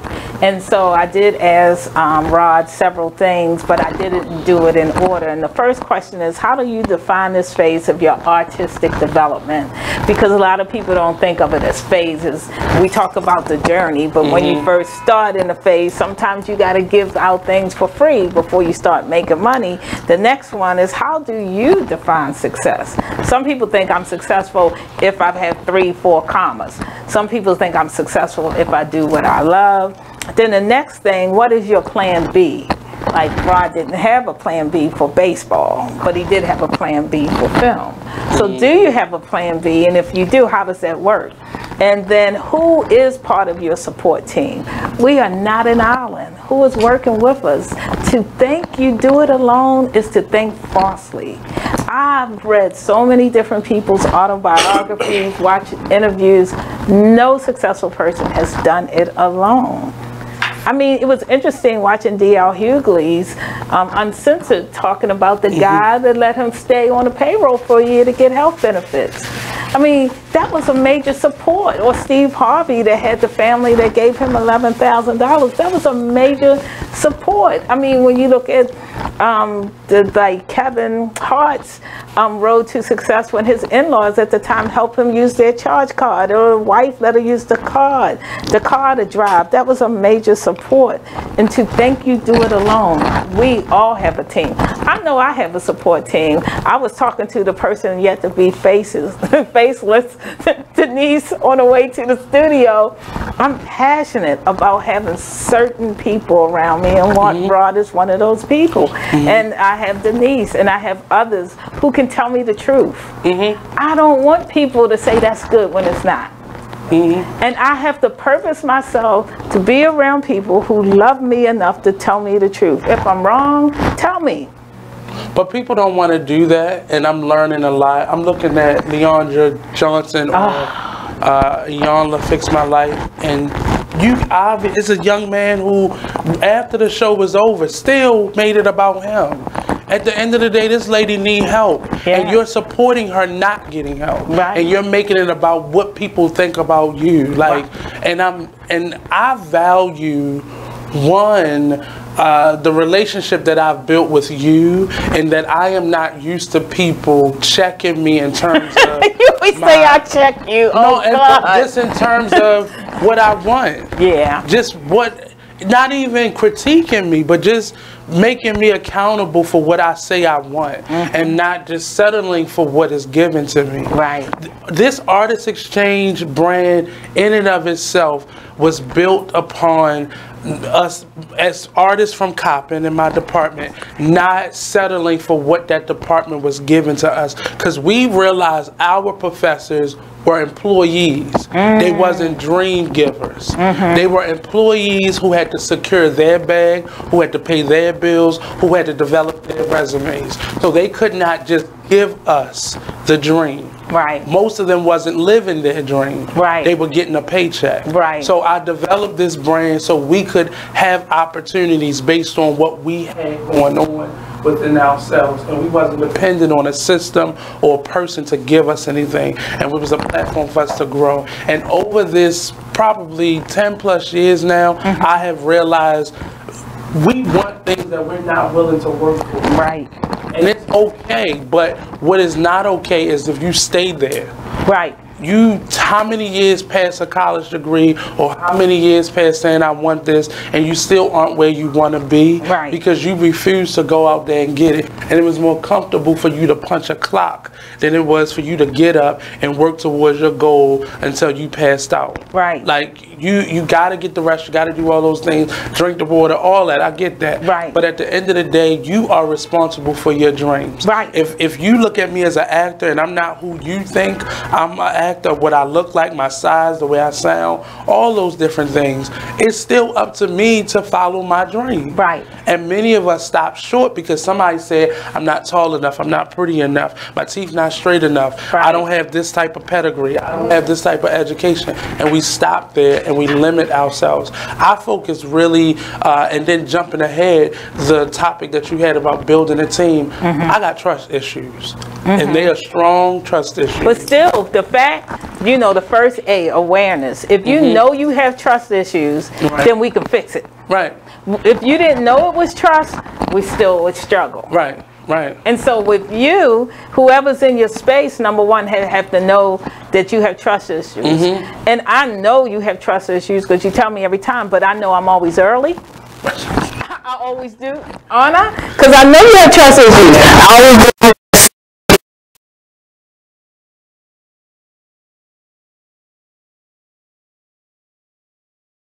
People don't recognize that. But you tell us. And so because you told me you have trust issues, I'm accountable to myself not to give you a reason not to trust me. Now, Denise, I could be 5 minutes late because you don't have trust issues. But I'm going to tell you real quick, I have an issue with saying it, but I have had to realize I have to say it to you. Because when I get an attitude, and you're like, well, where's that coming from? Oh, yeah. I told you, I have trust issues. When you step on that, don't be surprised when I have to move on. Because I've allowed that. And I've had to learn how to be that honest. I'm not a liar, but I wasn't always up front with my truth. And that's a funny way of saying that I was lying about things. But it wasn't malicious. It wasn't malicious in that I was keeping it from people, but I didn't feel comfortable. I was told, you don't tell people your shortcomings because that creates a bias. I was told that a long time ago, and that kept me from telling my truth. Like, you don't go to an employee and say, I really need this job because my bills are due. Oh, yeah, no. People think you're going to be stealing from them. Right. Like, so you don't create that bias in people towards you, but at the same time, I got to tell you this, I need this job, sir. This ain't, I'm not playing with you. So yes, no, come on. Come on, and I have to find a professional way of saying things, but I have to be as honest as I possibly can be. I don't trust people when I first meet them because I've had a string of people who wanted to latch onto me and not bring anything. So they were taken, and my resources, my energy, my time were being taken advantage of and just taken. So I have to be honest about that. And most people, they use that as a weakness. Because they play the role, but then they don't really follow through. Not realizing I see you.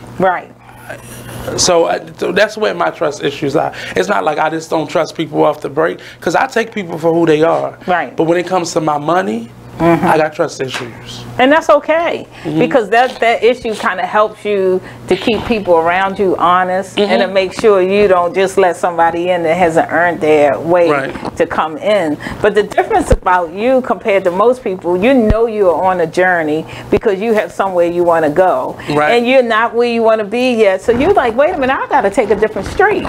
Yes. And you're ready to take that street. Some people don't. Some people keep going wrong and they don't mind going wrong. Because they're following money. And they're following the opportunity, and they're following what they can see, where the street lights are shining on. Sometimes that doesn't matter to me.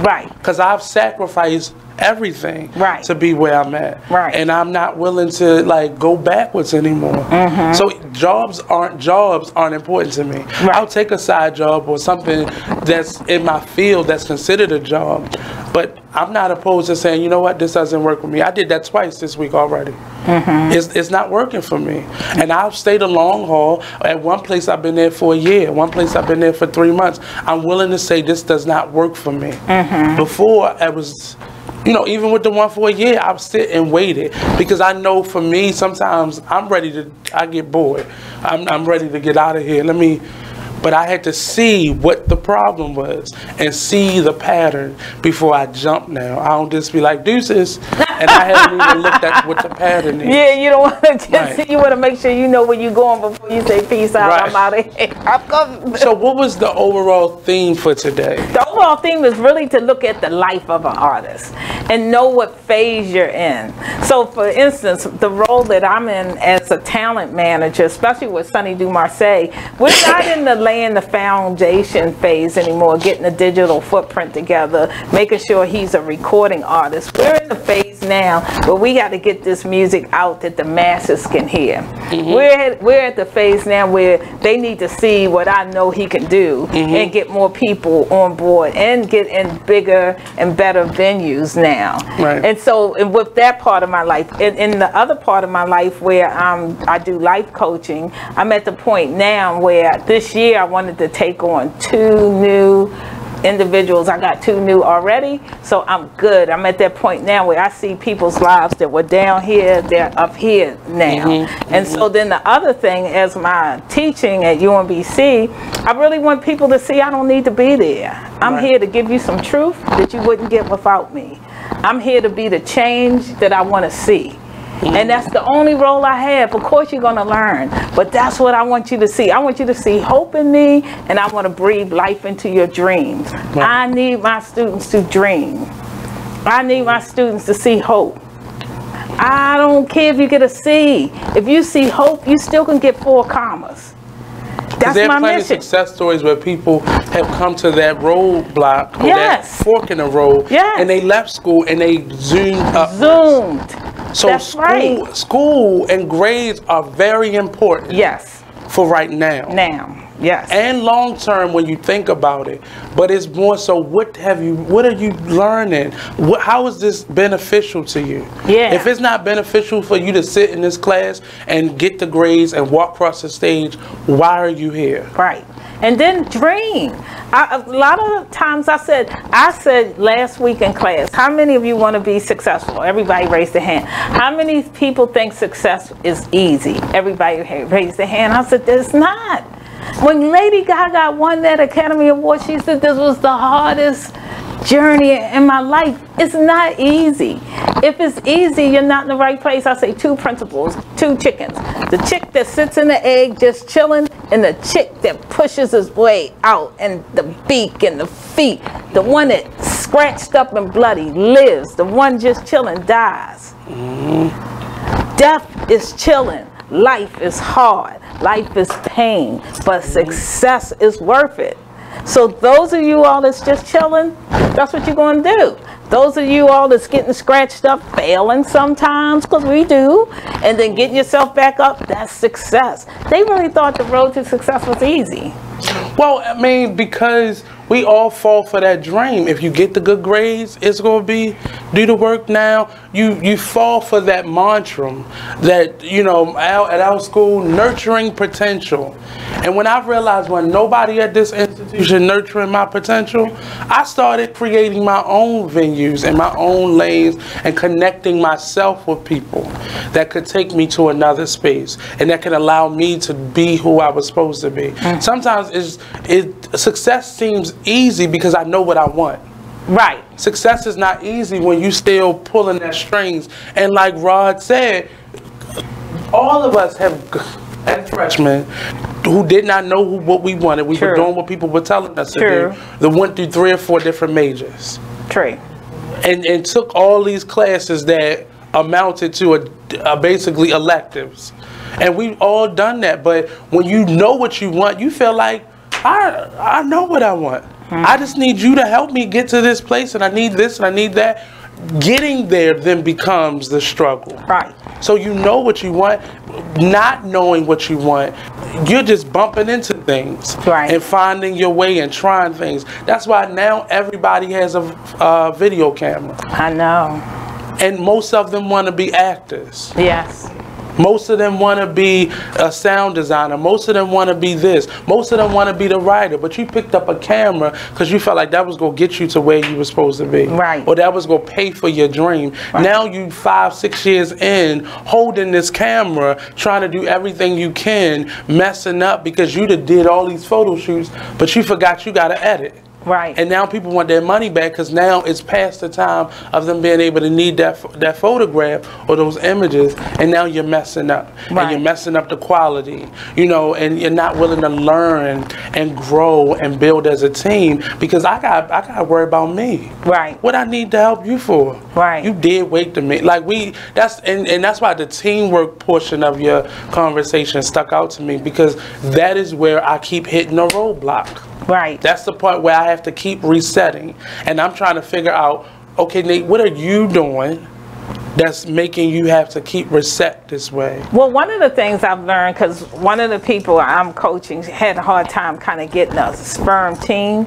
Sometimes it's just not God's timing. It'll keep repelling because it's just not timing. But when the timing is right and you keep looking, your team will come around you. And you definitely need to have a team. And you need to keep trying to have a team. What I chose to do in CNR Ministries, C Natasha Productions, Rod is part of my team.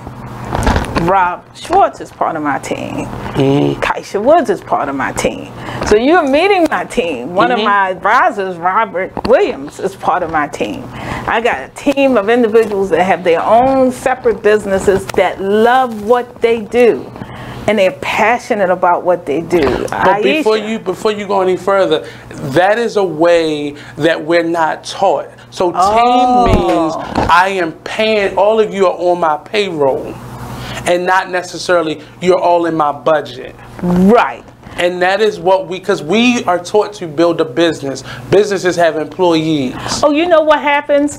The structure with technology of what the business mindset has changed. Yes. Then you know, just like we you weren't informed of that. I'm sorry. I was a business major.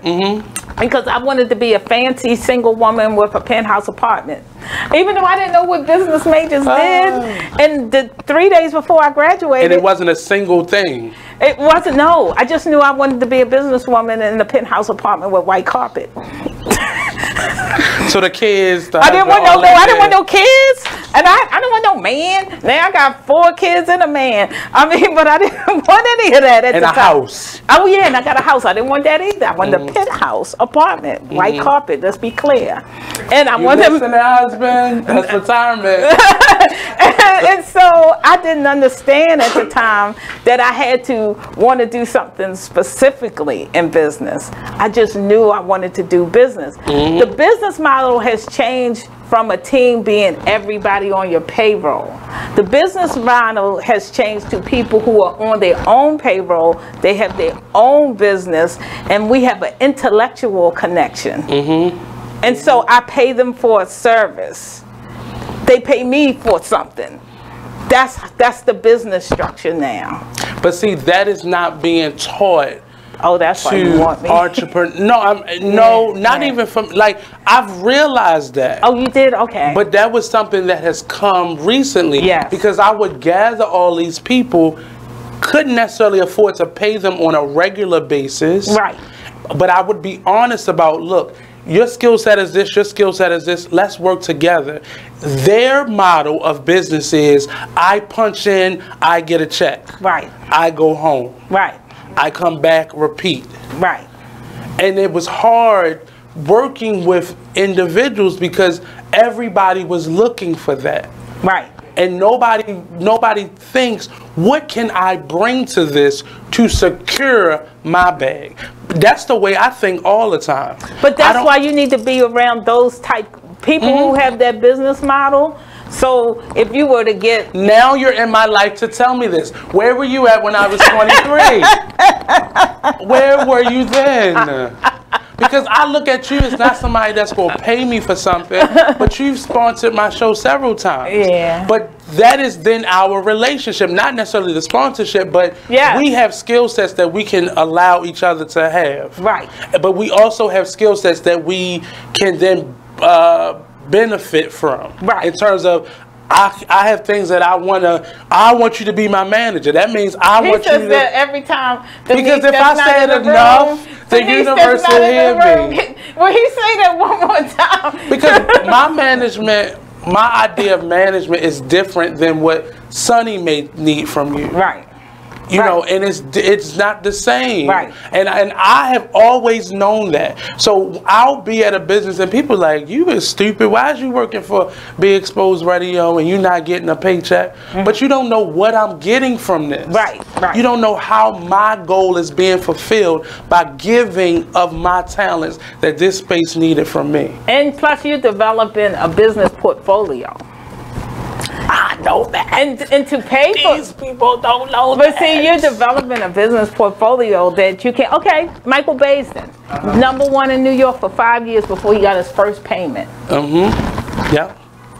And how many other years that he was doing other people's shows and learning the business? We know the 5 years that we knew him. Right. But what about all the other years that we did not know who he was? Right. We see the Breakfast Club now, but we don't know each one of them had the hustle to even find each other or be put together. They were randomly put together because they all were excellent in what they were doing. Angela Yee speaks about being a woman on the team who was getting paid nothing, was given tickets to go to concerts for pay. You know, so I trust and believe. If nobody understands it, I do. Like, I get it. Like, as an actor, it took me years before somebody... The first paycheck I got was $400. I thought I was rich. And my job paychecks were 2, 3, 4 times that amount. Okay. But because I got paid as an actor, I thought it was amazing. Last year, I got paid as an actor. I was paid for rehearsals. And we were sitting in a theatrical performance as if we were sitting on a movie set. So the time that they just had us waiting, that was clockable hours. They paid us per hour. They paid us for shows. They paid us for rehearsals. They got us meals. We had an expense. And they came to this city, and all I had to do was walk down the street. And I was like, this is what I've been asking for. But how do I then do that? That then became my question. How can I help people in this way, but still getting my point across? But that's me partnering with institutions and programs that can then afford me to be able to pay people. Because I don't ever take personally when relationships get severed. I don't take it personally. I think the other party does. My defense comes in when my name then becomes bad because you didn't get what you came to get. And or I shut this off, or I said no, or I just completely severed it because it wasn't going the way I needed it to.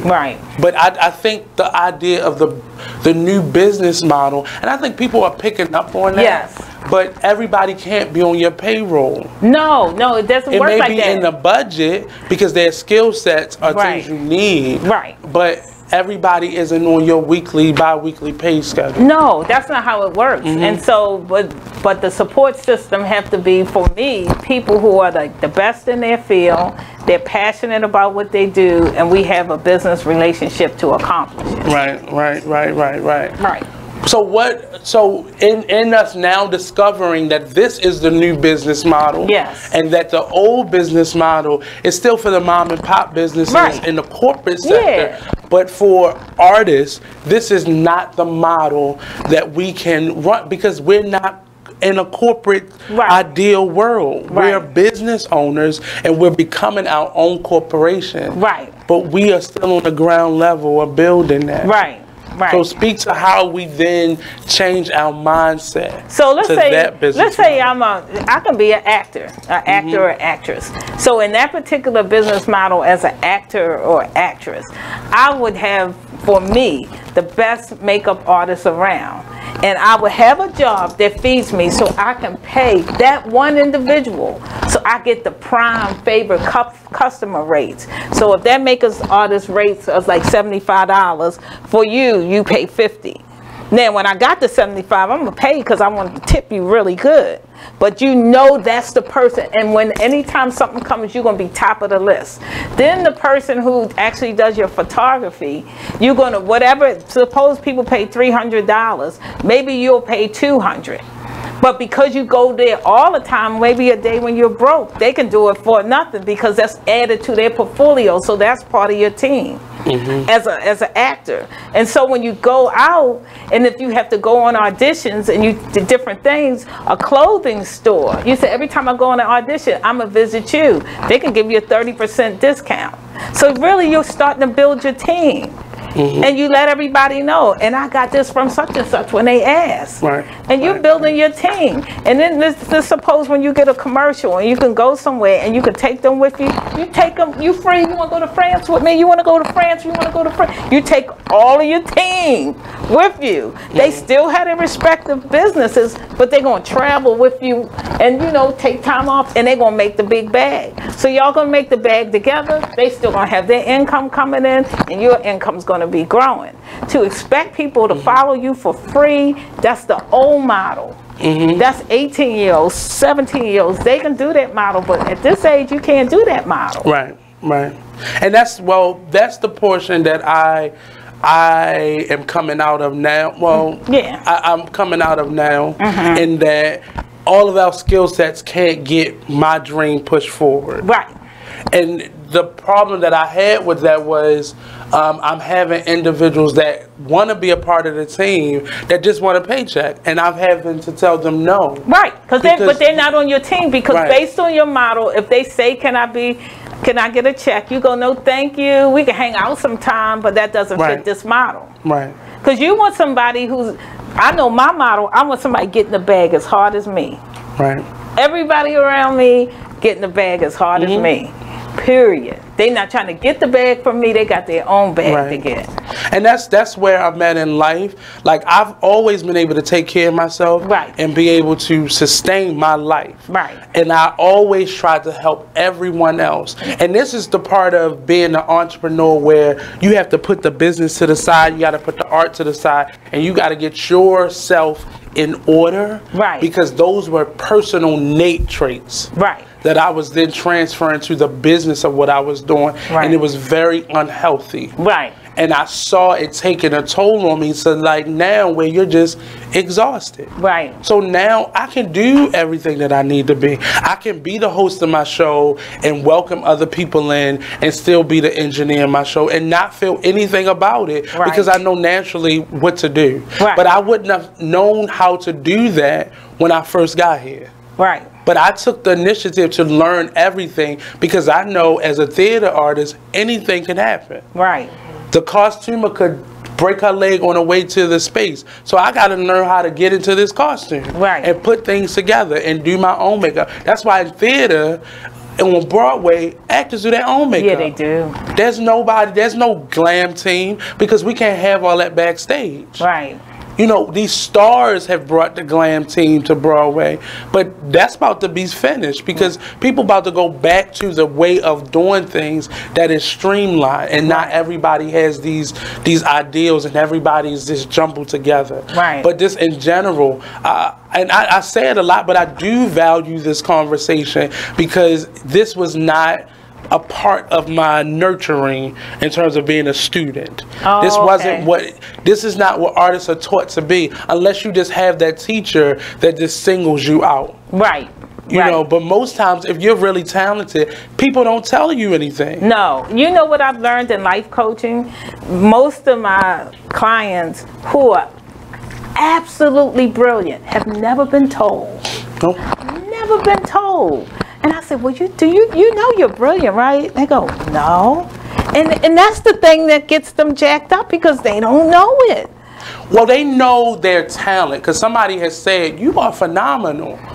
But it's the whole package that needs to be put together. When we have parents that are not nurturing our children, that's not telling people, I love you, you're beautiful, you're this, you're talent, they're not being given that. So when you get to a business level, you need to be told that. Yes, you do. So that then becomes a part of being a leader. I have to always reassure my team that they're loved. And they're respected. And they're necessary.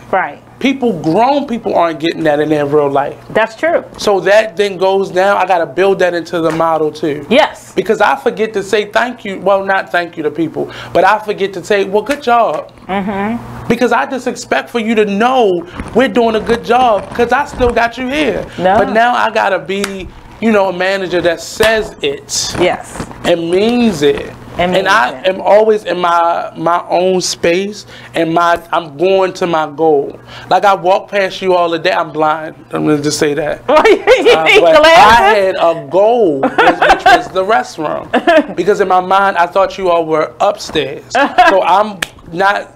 None of this is necessary for me. I'm going to my goal, and I'm having to learn to slow down and just refocus my energy to get to my goal in time, not in a certain amount of time. Right. Because I'm already past my due dates, you know, in life. Right. So I have to now not focus on that, but just refocus and reset. And now let's get to where we're supposed to go. Right.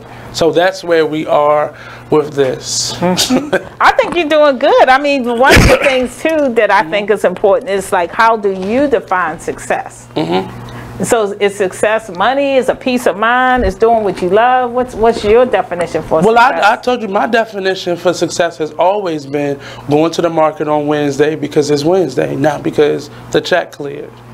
Or being able to travel to New York to go see Sonny perform. Just because you can go and not to worry about it. And don't have to worry about lining up my schedule and all those things. That's necessary, but it's not an obstacle.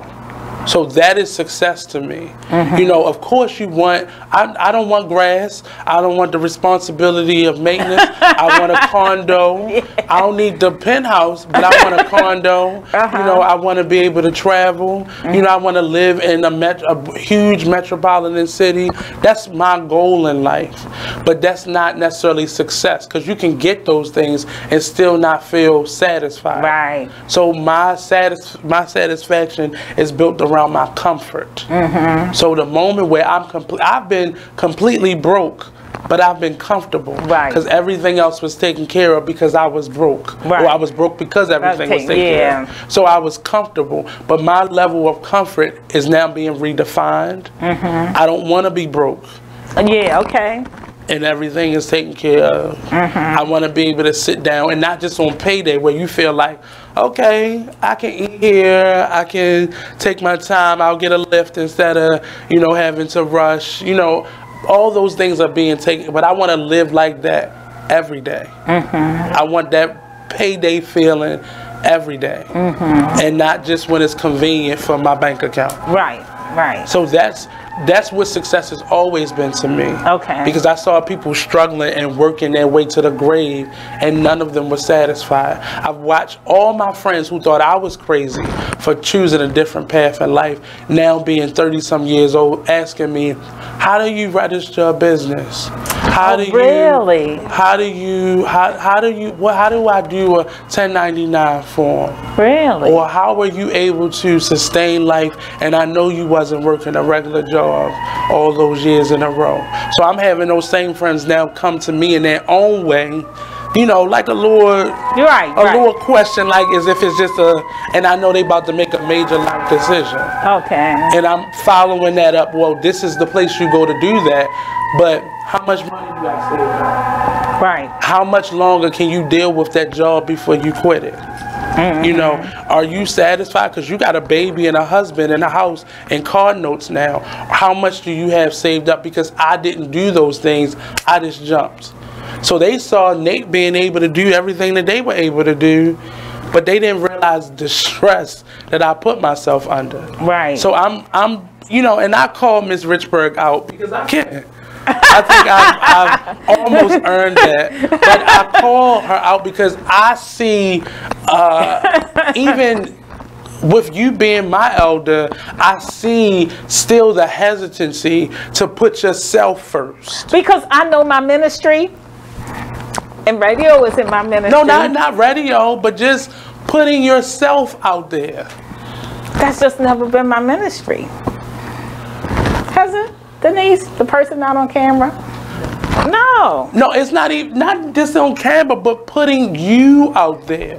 It's okay. And I always ask people, what do you want? Well, I got to make sure my family. No. What do you want? What is it that you need? What are you interested in? You can tell me about your husband and your 4 children and your clients, but I never hear from you because we make our business who we are. And there's no separation. And I know you play hard. Yeah, I and do. you maintain your marriage and your family and your clients. And I can almost guess when she's about to call me if we haven't talked in a minute now. How can you tell? Because I watch social media. I watch what's coming up. And not necessarily that you need something from me, but I know that at some point she will say, well, he hasn't messaged me. He hasn't called me. It's now my turn. It's my turn. But what do you need? And that's what I ask of people whenever I start working with them. What do you need from this? Not what we need, not what my goals are, not what your overall business goal. What do you personally need from this? Or you need a couple hours away from them children? No, my children are gone. I'm just saying, like in general, do you need something to take you away from everything? Is that why you want to be on the show? Do you just need, are you looking to get somewhere? Because if people don't know, it's easy for them to take advantage of you without even realizing. Well, I do know. I wanted to do this to help you. Right. That was the only reason. But what can you get out of this? Helping you. Because when you are healthy and in a good place, you won't ask me to manage you anymore. But I'm not going to stop doing that until I'm making more money than you. Until I'm able to sow into your ministries and financially, and I'm able to go on one of those country trips, out of the country trips with you. That's when I would stop asking. I'm just being real with myself. I'm listening to Sonny's story. If he'd have stopped asking you, he wouldn't be where he is. He wore me out. And I'm not going to wear you out, but I'm going to come real close to it until one day you say, Nate, this is all you have to, until I get that. Or you're already there, Nate, and then I can look up and be like, oh, okay, we're here. Well, let's get my passport. Let's go then. That's when I'm going to be okay. And I said comfort is where I'm at. So it's not, I don't need you to write me no check. Right. And I've been very grateful for everything that you've been able to sow into me financially. But outside of that, I don't need anything physically from you. Right, right. You know, even if it's just our conversations every other week or so that we sometimes have, or the fact that we're now partnering with this, because this came to be because I changed the model of my show. Right, right. I got tired of just sitting down interviewing people. Right. And I needed it to be more substantial. Right, right. You know, I know the viewership goes up and down as we're even talking right now, and people are liking and talking and joining the conversation. But I know in like 3 weeks when somebody stumble upon this, I'm gonna get a message back like, man, I needed that. Really? That's what's satisfying to me now. Okay. Numbers don't matter to me anymore. Yeah, not because I've had a bunch of numbers at one time for one single show because a certain artist or individual came on, but those people didn't come back. Right.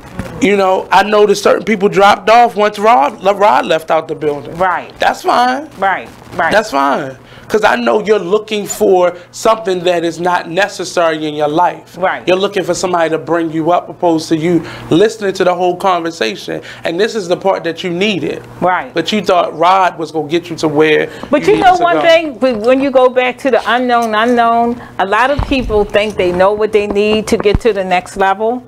And they somebody or something.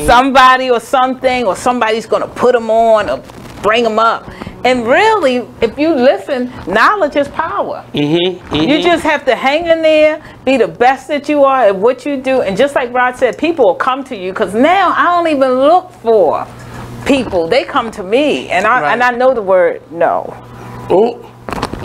So she ain't said no to me. You notice that, right? I haven't said no. I have not said no. She about a year away from saying no, but she ain't said no yet.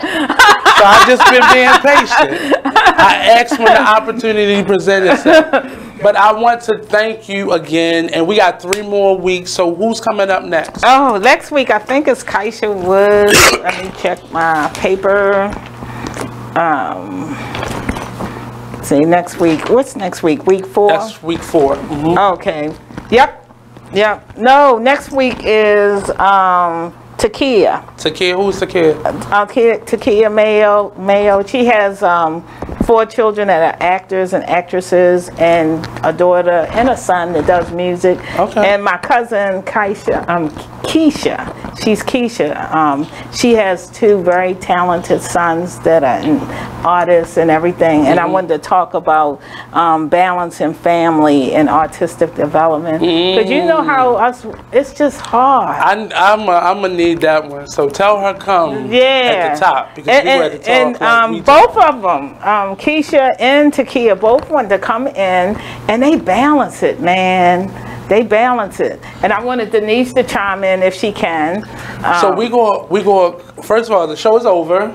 Yes. And we're going to continue this conversation next week with our 4th episode. Yes. So the Artist Exchange Radio Show, don't forget our sponsor for today is thegritfund.org. For this month is thegritfund.org. Go there tonight, right now, after you finish watching this. You have until Sunday at midnight to finish up. So the Artist Exchange Radio Show, thank you, Ms. Richburg. Thank you for joining us. The Artist Exchange Radio Show, only on BigExposedRadio.com.